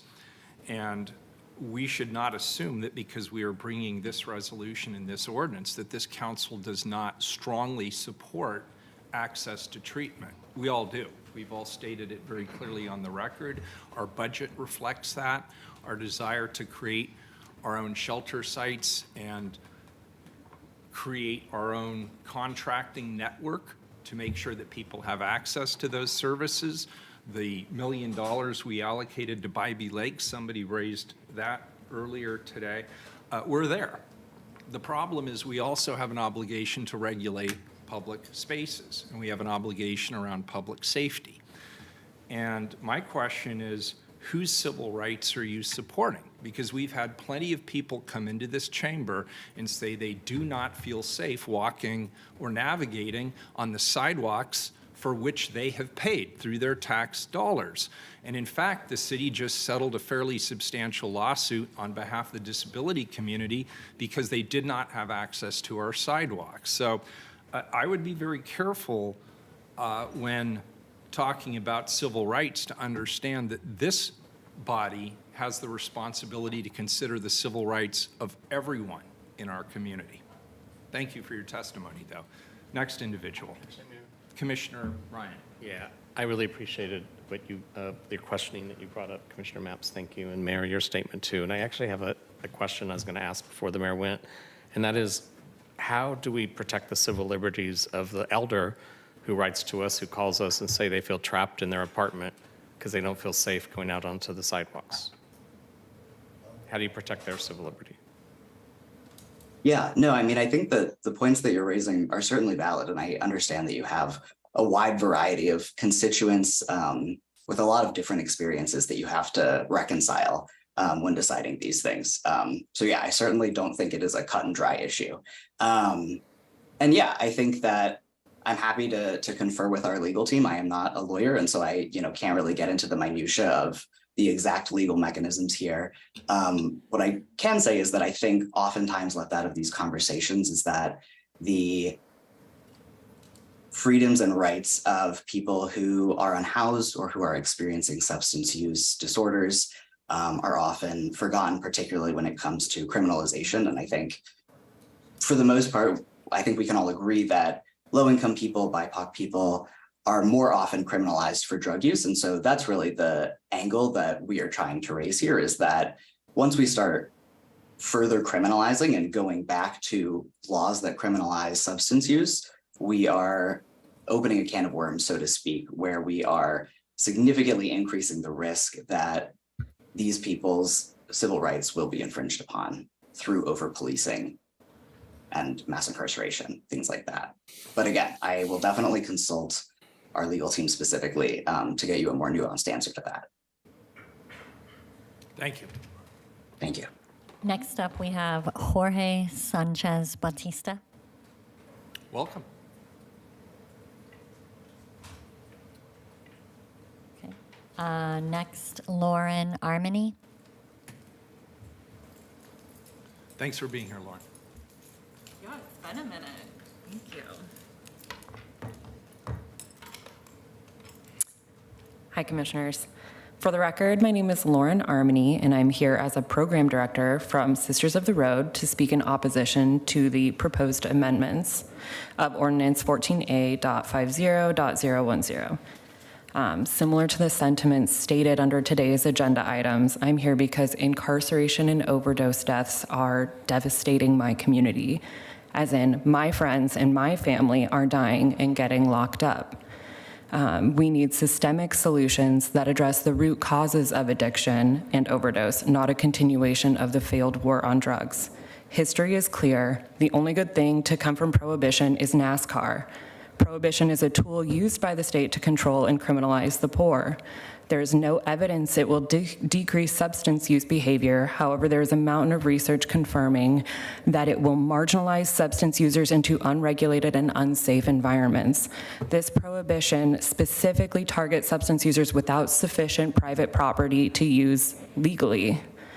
With your relentless use of time, place, and manner laws, especially those enacted in the last year or two, your control over public space puts both housed and unhoused residents in a vice. It's insufferable to hear such explicit focus on tourism when rents have more than doubled in the last 10 years. We can't afford the rents, so yes, some people have to take to tents. We can't, you take away our tents and we have nowhere to legally exist, let alone use substances legally out of public view. We can't even have a picnic without the threat of a citation if we look homeless. Prison is the most expensive form of shelter and disrupts our opportunity to access social services, housing, and employment. Your choice to support legislative and legal efforts that support your amendment that will then criminalize substance use will cost us millions in tax dollars before it costs us our very lives. You want to eliminate visible substance use. Please work to eradicate poverty in our community. Please invest in the health and education of our youth. Ensure that our food is accessible and nutritious. Remediate toxins in our environment. Yes, Portland Raceway counts in that. Give us a place to use safely. Give us a reason to want to be in Portland and be sober. We can't afford your hospitality, leisure, or businesses. While working towards these completely realistic goals, invest resources into research-backed harm reduction measures like safe use sites, clean tools and Narcan distribution, drug testing kits, and dignified facilities that can support cessation if that's desired. As a final note, not all Oregon cities ban open and public consumption of alcohol and do not have these same public health issues. Thank you for your time. Thank you. Commissioner Mapps, did you have a? Actually, I appreciate you being here today, Jorge. And Sorry, as you were was really talking, close. I was thinking about your neighbor, Jesse Burke, who has the Society Hotel, I think Yeah. a couple of blocks away from you. And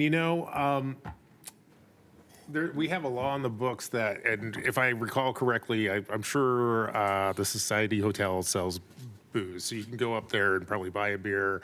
And I have a law on the books that says you can, Jesse's customers cannot take that beer and walk out the front door and stroll around the neighborhood.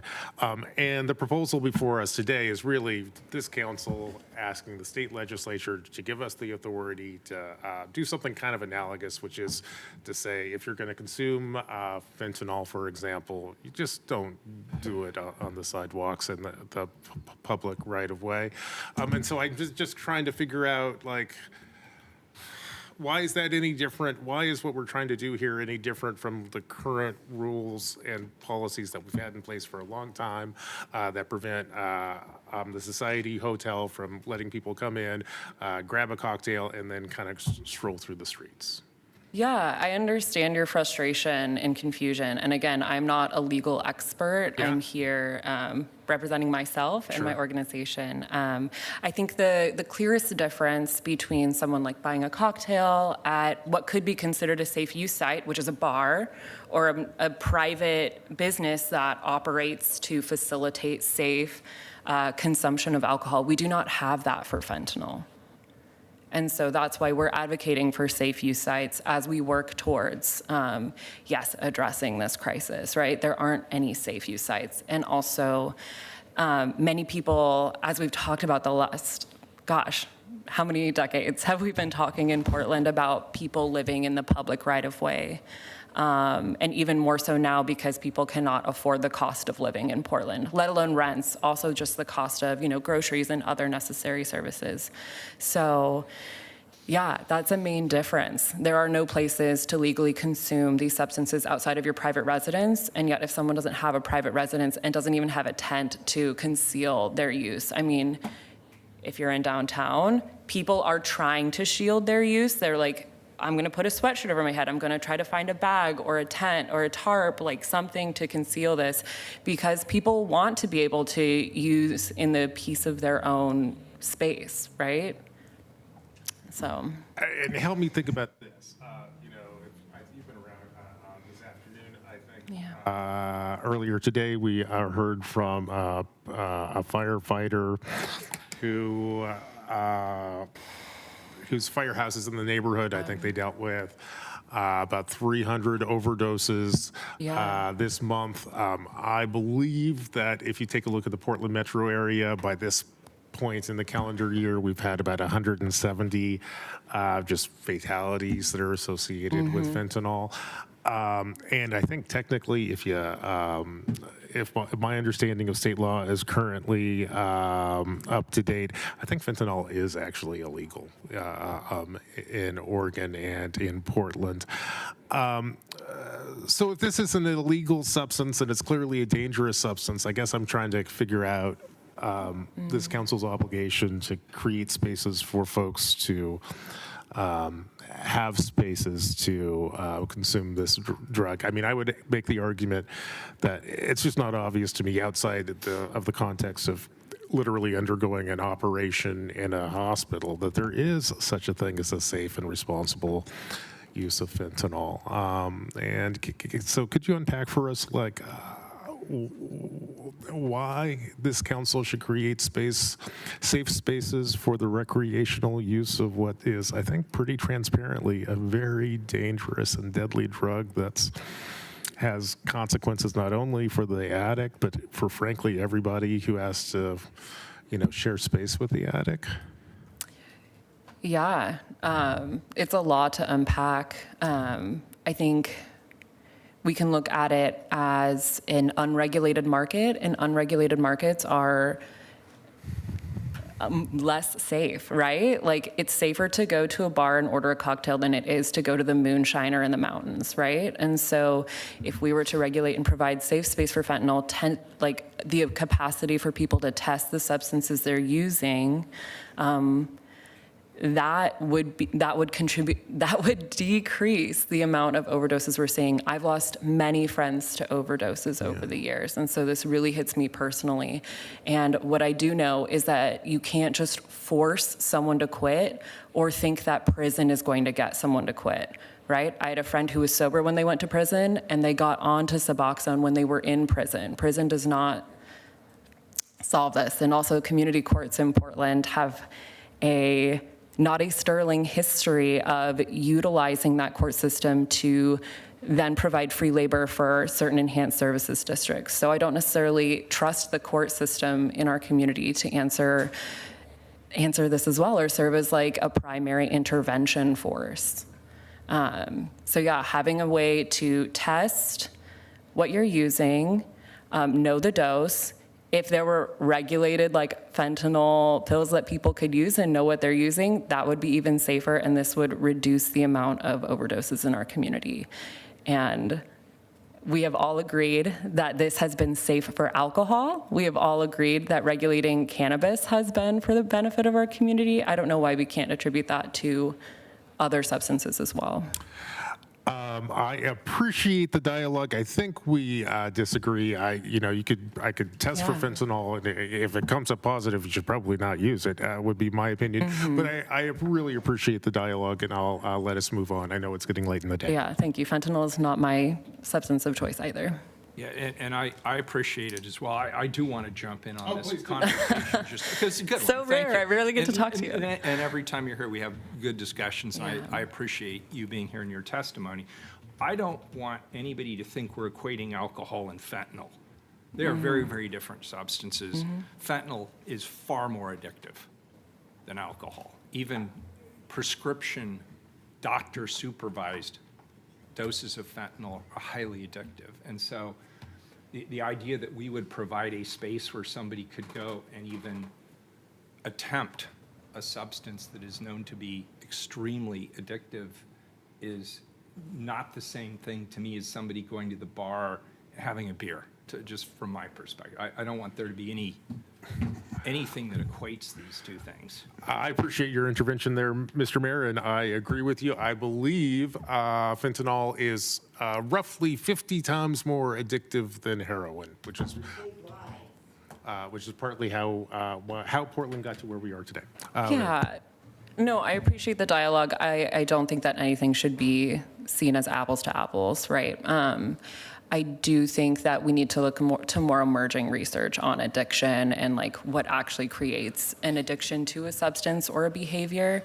And perhaps it's because we have, like, alcohol has been a part of our species for a really long time, longer than fentanyl has. We're still learning about this substance. And for now, we do all agree that the unregulated use has been devastating and harmful to people in our community. Thank you for appreciate it very much. Thank you. Next up, we have Steve Herring. Welcome. Thank you for being here. Good late afternoon. My name is Steve Herring. I'm the CEO of Living Room Theaters here in downtown Portland. And first wanted to let you know that I am appearing here in support of the issue 756, 757. But I think that how we've arrived here today is frustrating. If I go back in time to your previous mayor before you, Mayor Hales, and we look at the allowance of camping in public spaces, which is how tents suddenly appeared across the city in mass over the last several years. Part of that approval was with rules that were not enforced, so they became meaningless. If you talk to Portland police officers here about many things, jaywalking, you guys have quoted here how many times about how it's illegal to consume cannabis in public. You can't walk down a city street in Portland without smelling someone smoking weed. It is not enforced. So we can't kid ourselves when we're talking about creating laws or creating bans or doing anything else if there's no enforcement mechanism. So what I'm here to talk to you today about is I'm hoping you're thinking forward to what do we do next? And in particular, when we're talking about coordinating with the state and talking to the state about rules regarding Measure 110, what are we doing in terms of public commitment? Commissioner Gonzalez, you oversee the Portland Fire and Rescue Bureau. My heart goes out to the gentleman who was here and provided testimony earlier. You have a bureau whose title is rescue. So they go out and they fight fires and they rescue people. In the private business world, everyone knows that one of the biggest criteria for anyone who has satisfaction in their job is, do they know what they're supposed to do, and do their superiors give them the tools to actually do it? In this case, you heard from someone who said, hey, I go out. Imagine we applied the fire portion to the way that we're applying the rescue portion. So firefighters, you go out, you put out the fire to the point where it's a smoking ember, and then some other entity will come along afterwards. We don't know who it is. They'll finish putting out the rest of that fire. And then the firefighters go back, and 3 hours later, that same fire has inflamed again. And so they're going back and doing the same thing over and over again. We all know the definition of insanity, doing the same thing and expecting a different result. That's exactly what we're doing here. So I would suggest that the method that we use in terms of putting these particular measures forward to actually get results is to look at if someone overdoses, have a facility available and commit them. They shouldn't just be turned back on the loose to cause the same problem 2 hours later just because they're back and conscious enough to walk away. So I thank you all for your time, and I appreciate the efforts that you've put forth so far. Thank you. Thank you. Appreciate you. Sorry, Commissioner Gonzalez had a comment, question. I appreciate the comments. Just put out a couple of things on this topic. First of all, we currently don't have a functioning sobering station in the city of Portland. That's a gap that we've had for a number of years. Your first responders are calling out, begging for it, whether it's Portland Police or Portland Fire. It is a significant gap in our social service network. And it is So I want to acknowledge your point there. The city is a strong advocate for that. As Mayor can provide more details. We went out for an RFP to try and fill that gap. Got no responders to respond to the RFP, working with the county to bring it online. I wish it was here yesterday. I wish it was here 3 years ago. I mean, it is a mammoth gap. Part of the challenge is that this version of meth is something our system hadn't seen before. So the way you did sobering stations for alcohol just don't work for meth, and it's because of the rate of violence in the system. So I guess I just want to say I fully acknowledge your point. The separate topic of what some would call director's holds, or 48-hour holds on repeat users who overdose. I think that is a conversation we're going to have as a community. It's not today, it's not part of what we're discussing here, but there is a broadening consensus that we are in crisis, and the repeat overdoses time and time again, our laws may not be adequate to address the issue before us. Our systems certainly are not at this moment in time. So I don't want to ignore your point. It's a valid point. I control a part of the world, and that's, budget for Portland Fire. I get to be a legislator when it comes to the city of Portland. That's where we're trying to intercede, but we need a broader system that's addressing this in crisis. So anyways, thank you. Are you aware of Commissioner Myron, who was here earlier, her proposal for the Crown Plaza? And that tomorrow morning, the county commissioners will be voting on some of the funds they have under their cap from Metro for SHS. That could be a first step. It could be here in 12 months as far as something that is there for both rescue, police, and hospitals. Public health workers don't want to have to deal with trying to restrain someone who they're not equipped to deal with. Yeah, I think everyone at this table is cheering for a sobering station in whatever form it comes online in Multnomah County. It is absolutely a necessary step in the system. We just don't have it at the moment, but fully supportive. Thank you. Thanks for being Steve, here. I just wanted to thank you for being here. Thank you for the early morning walk. I don't know, it was not that long ago, but with you and Dick and others. What I'm hearing from you is, where's the coordination of this effort? And when we were on the walk that morning, that's what you kept bringing up a few times. And that's what you're getting at, right? Yes. Okay. Yep. And when we have discussion, we should dig into that. Thank you so much. Thank you. Thanks. Our final testifier is Bridge Crane Simca Johnson. Welcome.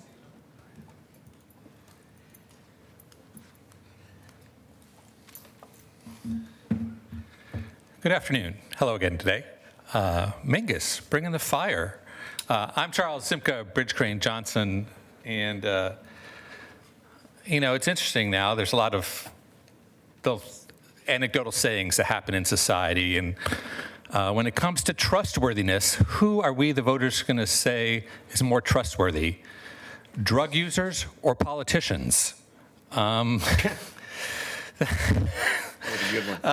you, because as has been mentioned, supposedly Measure 110 passed. It's possible the voters are going to unpass Measure 110 because we didn't do our due diligence as voters. And so hopefully as voters and citizens, we're learning that when we pass statewide ballot measure type E things, we need actual plans that say, instead of making every type of drug totally legal in 2020, and then by 2022, we'll build some facilities to address that, we'll maybe come up with better ways to do things. And now y'all are stuck. Another thing that was on my mind is like unfunded federal mandates. And this isn't exactly a problem here, but it is a problem because the state's got all the Measure 110 money, and it didn't release it and put it into action fast enough. So it's certainly legitimate for us to claw at the state to try and get solutions. Is this solution the right one? Obviously we have a variety of opinions. How strong are different people's opinions? Well, the ACLU only sent us a non-lawyer who won't even put a background on his Zoom to not show us the hollow corridors. So the ACLU, which used to rent space right down the street and probably still does, didn't show up in person and didn't bring any legal staff to talk about the law. So maybe they're not even really concerned. Maybe you just need to, one of you made the point about balancing different people's liberty interests. I'm pretty sure the person who used the mobility device, from the evidence, we have to probably say that they live at the Mayville Center at 6th and Cooch. And we talked about the problem with the ADA accessibility lawsuit. So, to fund Measure 110, we have to have an economy. So it's not that you're horrible, craptastic capitalists for trying to think about how we're going to keep a vibrant economy. And then when we talk about people who want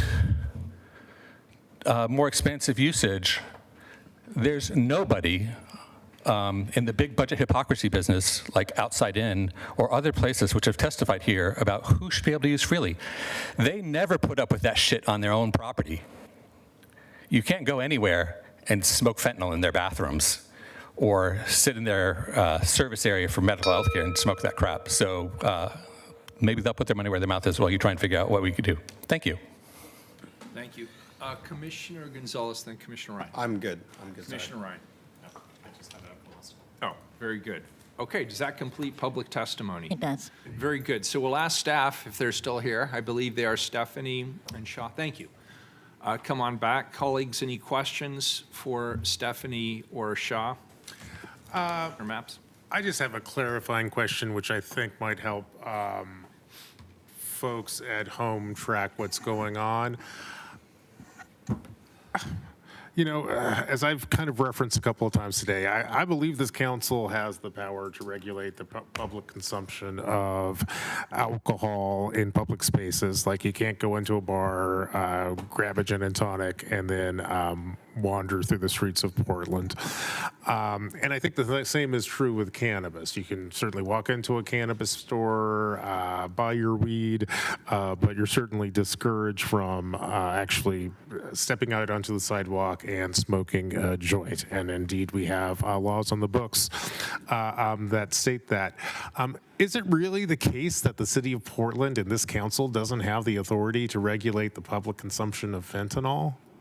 Like, how can that be? That I find that astounding, and I'm pretty sure that the 740,000 people who live in Portland would find that fact astounding too. Can someone place some context around that for us? I can, Okay, thank you. Commissioner, I'm happy to. That is the case. There is an Oregon state statute that explicitly prohibits local governments from entering laws that would prohibit public consumption of controlled substances. It is a statute that is decades old, certainly a statute that existed long before the fentanyl crisis was even imagined. But yes, that is a state law that does not allow local governments to regulate that.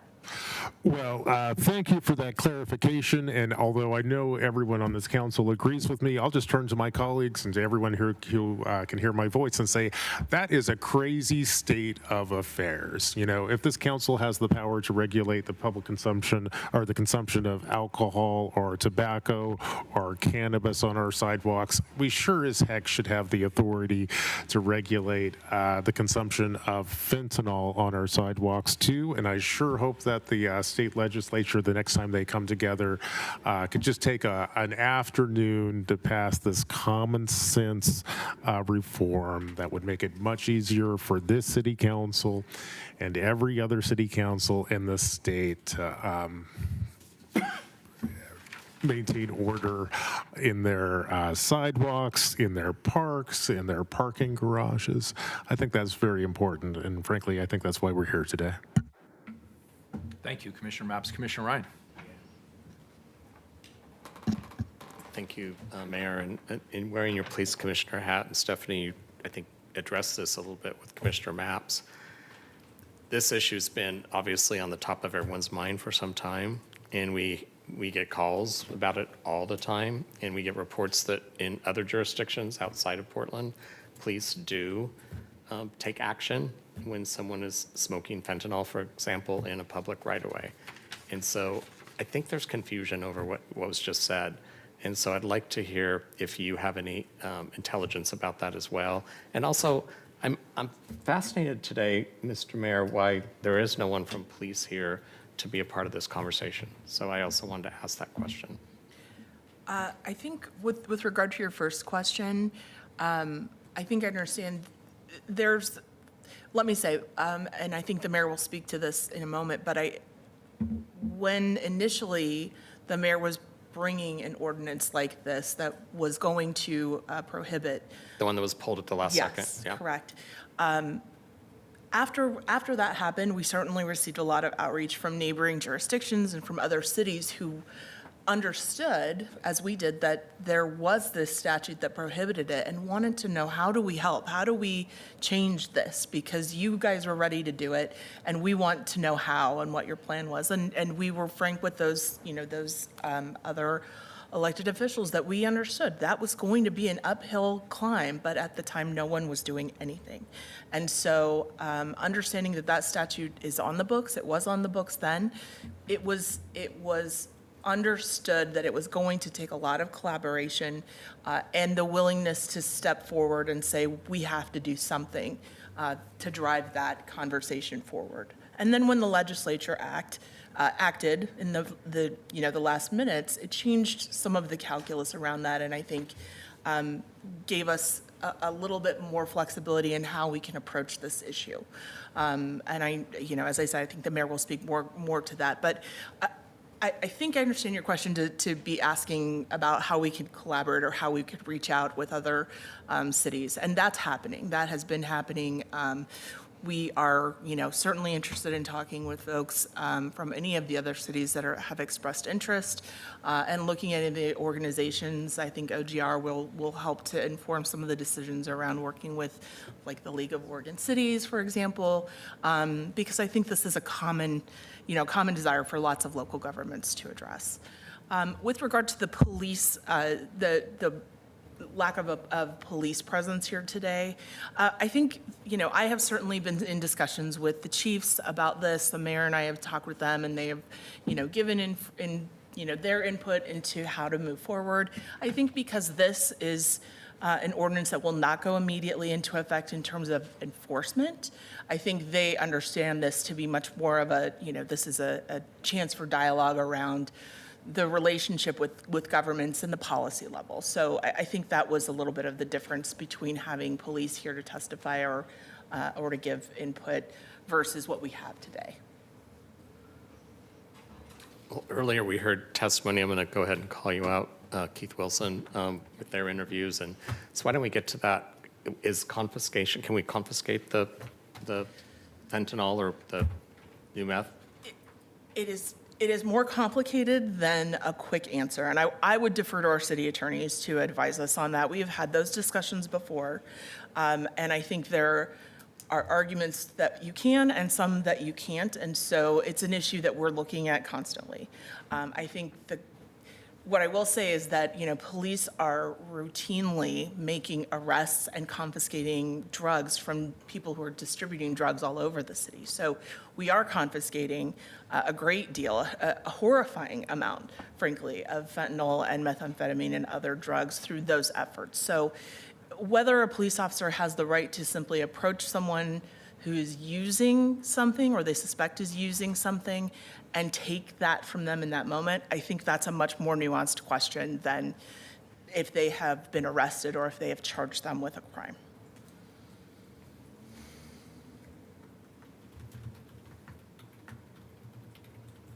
Okay. Very good. Clear as mud. Any further questions, comments? All right, item 756, resolution. Call the roll, please. Gonzalez. I want to thank the mayor and his team for bringing the original code changes forward earlier this summer. It was a crucial step of leadership and a step forward for the city. I also want to thank my colleagues for the collaboration on this matter and my team, including Shaw Smith, for helping to further the dialogue. Today is a response to ordinary Portlanders and to our first responders. Our message to you: we hear you, and we will fight every day to restore and protect Portland's livability. We're going to fight for every inch of this city in the face of crime, addiction, cartels, and sometimes despair. To some who may disagree with today's action, we are not turning our back on treatment. We are not criminalizing addiction. Quite the contrary. We want volunteer participation in behavioral health services.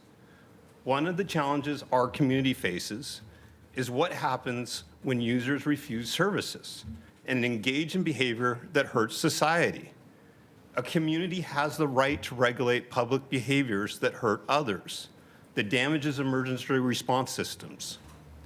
And as a city, we're left with a tough choice. If no one else is willing to take a stand for Portland, City Hall must step in. And that is precisely what we are doing today. For a family, for a community to function, it needs compassion, it needs love. It also needs protection and sometimes sternness. And that is our step today. Our message to the country: Portland City Hall is taking a stand. Come to our beautiful city to visit, to build families, businesses, beautiful organizations.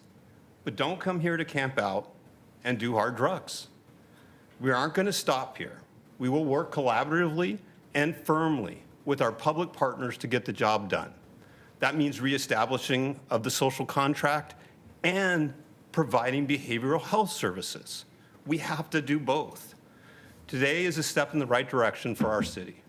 Let's continue working together to center our decisions on livability for all Portlanders. Thank you. I vote aye. Maps.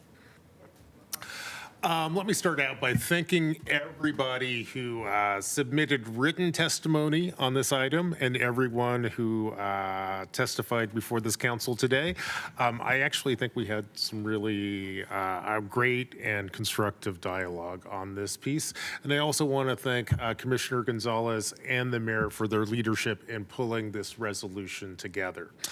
Now, as is abundantly clear from the conversations we had this afternoon, this item is important because Portland is in the grips of a public health crisis unlike any we have seen in our city's 171-year-long history.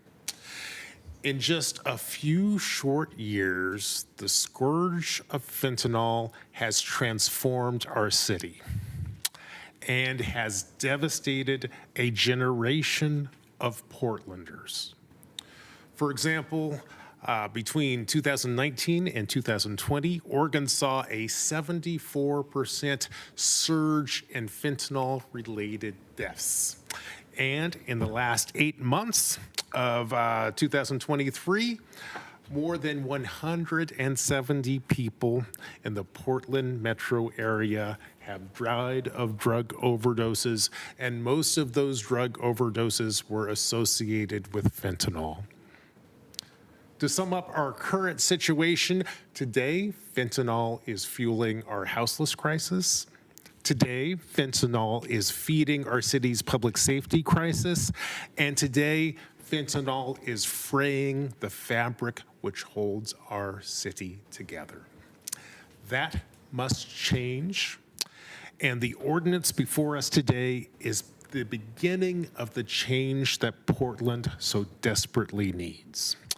Now, as we all know, change is not easy, and there are several things that make fighting fentanyl particularly hard. First, as we've heard, fentanyl is up to 50 times more potent than heroin, and that potency makes fentanyl extremely addictive. Second, under current state law, This council does not have the authority to regulate the public consumption of fentanyl. Now, I think most Portlanders will be shocked to hear that. It's hard to believe, but it is true. It is ridiculous that this county has the authority to regulate the consumption of alcohol or cannabis in public spaces. However, Oregon state law does not give this council or any council in the state the power to regulate the consumption of fentanyl in public spaces like our sidewalks, our streets, our parks, and our public parking garages. That state of affairs is absurd, it is dangerous, it is political malpractice, and it must change. Now, there's a third dynamic which makes it challenging for Portland to turn the tide of our current fentanyl crisis. Portland needs more and better treatment services for our friends and neighbors who are currently struggling with fentanyl addiction. Put plainly, Portland needs more sobering beds, and Portland needs more treatment beds. The resolution before us today does at least two important things which will help Portland turn the tide in our current struggles with fentanyl. First, this resolution calls on the state legislature to give the city of Portland the authority to regulate the consumption of fentanyl in public spaces, like our sidewalks, like our parks, like our public garages. That is just plain common sense, and it's far past due for us to take, or for our state legislature to take that step. Second, the resolution before us today calls on the legislature to provide our partners at Multnomah County with the resources they need to provide Portlanders with an adequate number of sobering beds and an adequate number of drug treatment beds. Now, as I wrap up, let me be clear. The resolution before us today will not end Portland's fentanyl crisis. Instead, by passing this resolution, this council has identified and embraced a strategy which, if followed, can lead to the beginning of the end of Portland's fentanyl-induced nightmare, which is why I vote aye. Rubio. Thank you, Mayor Wheeler and Commissioner Gonzalez, for introducing these two items for our consideration. I also want to thank people that came to testify and provide firsthand accounts of the kind of impact that this is having in community, as well as those who have raised concerns as well. But also those who currently experience substance abuse disorder. And I appreciate the comments by Tony and Adrian in particular, providing a critical recovery lens into this issue. What's important for me to emphasize today is the intention of the resolution, that we need to be working jointly with our state and local partners and align together, and also to take into account that there are new substances on the streets. Inviting everyone to tackle this challenge with us is a really good first step, and I hope that our state and local leaders understand very clearly that we need their support and their help. I also hope that it's clear to the Portlanders that we hear from every day that we are listening and we're actively trying to problem solve. Sometimes we get it right, or sometimes we don't, and we have to pivot. And sometimes we have to try new things when we have limited options, and we are doing that today. We also need you to let your voices be heard in Salem, and while we're doing the utmost that we can today, there is a way forward through state action. Finally, this is not solely a community safety issue, this is a public health issue, as we've heard over and over again today. We're experiencing a public health crisis, and those people struggling with drug addiction need and deserve help and ready services. And we have to do both, and I believe that we can. So like before today and from here on out, you will continue to hear from me, and members of this council continue to advocate for more community-centered treatment, for behavioral health services and rehabilitation, advocate for more temporary alternative shelters that are paired with community-centered services, for more stabilization beds and long-term treatment beds, and work towards effective partnerships with other government officials and jurisdictions to get these things done. So for these reasons, I vote aye. Ryan. Yes. First of all, thank you for the passionate testimony today, both invited and in public, especially those with lived experience. Under the category of why are we voting on something that is already illegal and what many would also say can be enforced? Why? Side note, the county banned flavored nicotine, and this has now been upheld, and yet the city can't confiscate fentanyl? It's confusing. Yet, several conditions are in place that make it necessary for this council to vote on these common sense resolutions today. And more importantly, after this vote, Portland will expect action from law enforcement in collaboration with Multnomah County and the state of Oregon to move today's vote to action on the streets that Portlanders can visibly see. When we voted to support Measure 110, the campaign knew what needed to be sold to voters, an urgent need, a desperate need for services. Too many people on our streets have a disease that is not being humanely addressed. This is the humanitarian crisis. That's why my brother died on our streets. Sadly, Portland and the state of Oregon is known today for accepting intolerant behavior on our streets. This nightmare on our streets is making us too dangerous for many to come back downtown and to enjoy arts and culture, to book a hotel downtown, to raise children in our city. This is not the city that we want to live in. Going from near last in the nation and providing treatment services will take time. I trust the building's underway. The growing 4D organization we heard from earlier is a fine example of that. Thank you. Voters did not expect the decriminalization of hard drugs instantly, coupled with an acceleration of new, more toxic, poisonous, and psychotic-inducing hard drugs hitting our streets. We are living in a really scary reality. Voters don't want a war on drugs. They want compassionate action for those suffering from the disease of addiction, and compassionate action for those merely trying to access our beautiful city. Those people need our support too.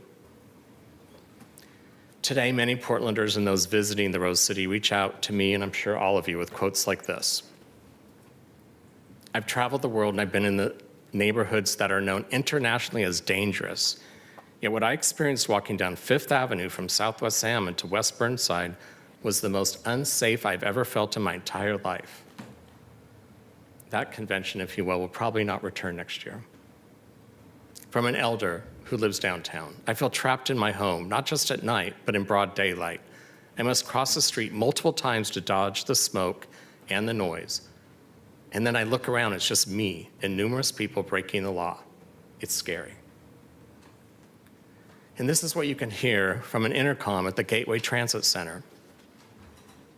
Please do not smoke fentanyl at the transit center.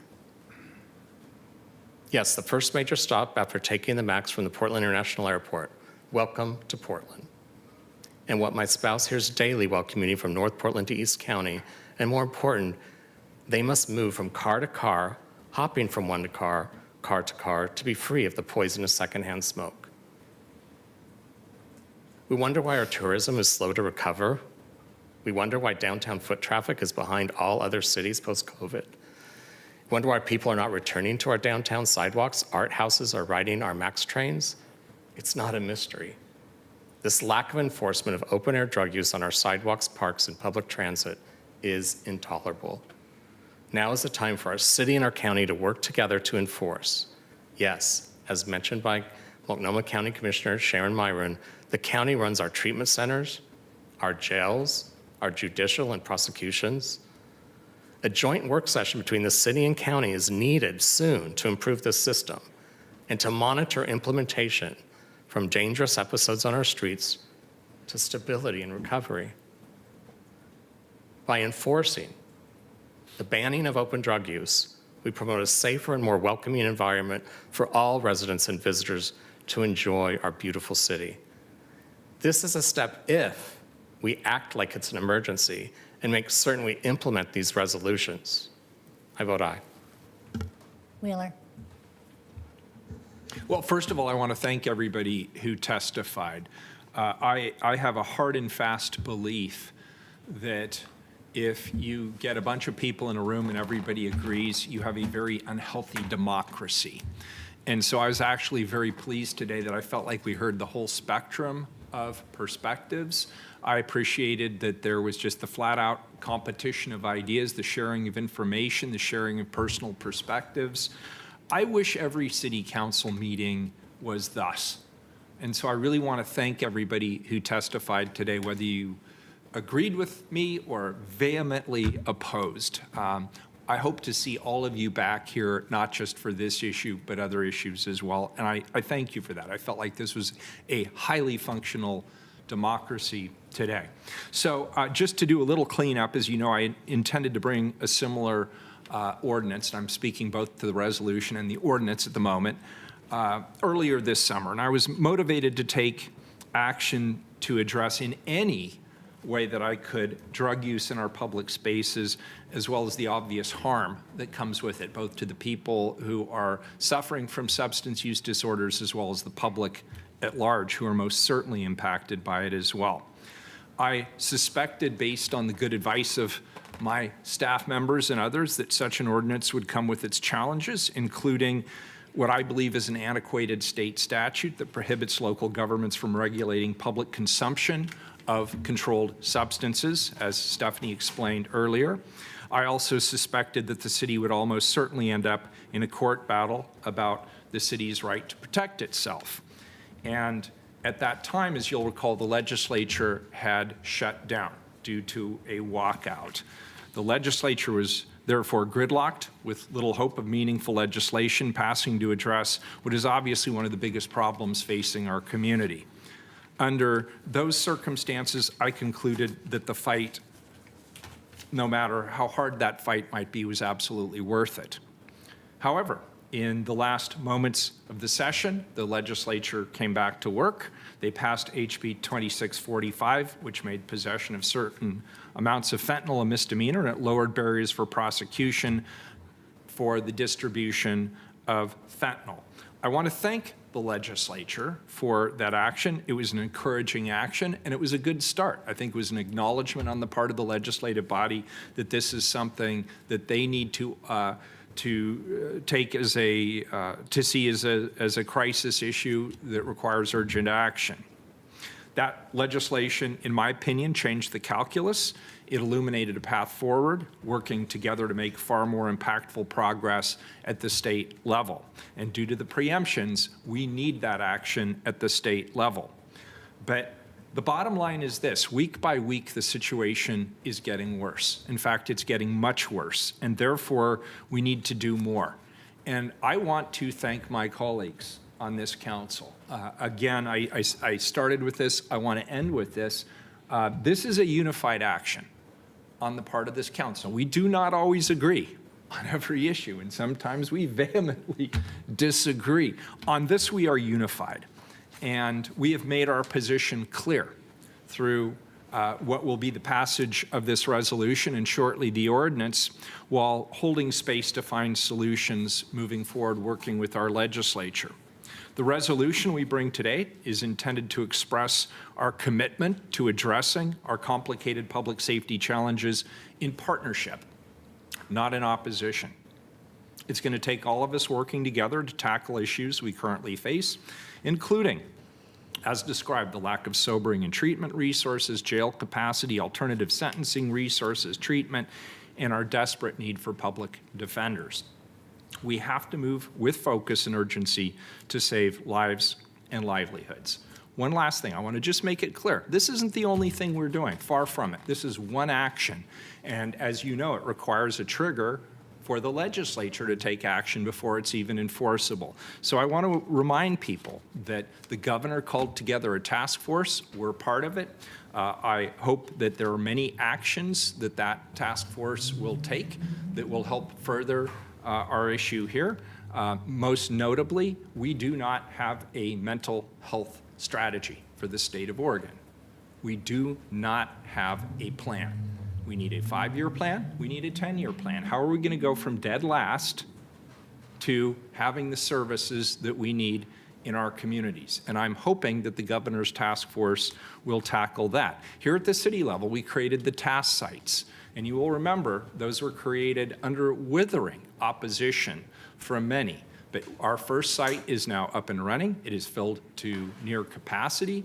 We went out and sought service providers to provide behavioral health and substance use disorder treatment, job training, and other services, public health services for people who desperately need those services, and we will continue to support the expansion of that program. We heard from Portland Street Response today. Thank you, Portland Street Response, for the great work you are doing. That is a non-policing strategy to help people who are in crisis on our streets. It's a new program. Of course, it's going to have bumps along the way as it matures, but they're off to a great start. From a public safety perspective, we have greatly increased our patrols and our presence throughout the city. We have heard about the need for a new sobering 2.0, the Beacon facility. This city council has supported it. We have provided funding. We will continue to push and advocate for it. But as you have heard, we cannot address this crisis alone. There is a role for the federal government. There is a clear role for the state government. There is a role for county government, which has its own sources of funding for behavioral health, substance use disorder treatment, and public health services that the city does not have access to, nor do we have the personnel or expertise to lead in those areas. And of course, there's work we all have to do here as the city council, and collectively today we're doing one more thing that demonstrates we're willing to do our part. I vote aye. The resolution is adopted. Please call the roll on the ordinance 757. If you can read it again and then call the roll. Item 757, amend alcohol on public property and public rights-of-way code to add a provision that bans consumption of controlled substances in public subject to state law limitations. Gonzalez. Aye. Maps. Aye. Rubio. Aye. Ryan. Aye. Wheeler. Aye. The ordinance is adopted. Thank you, everybody. We are adjourned.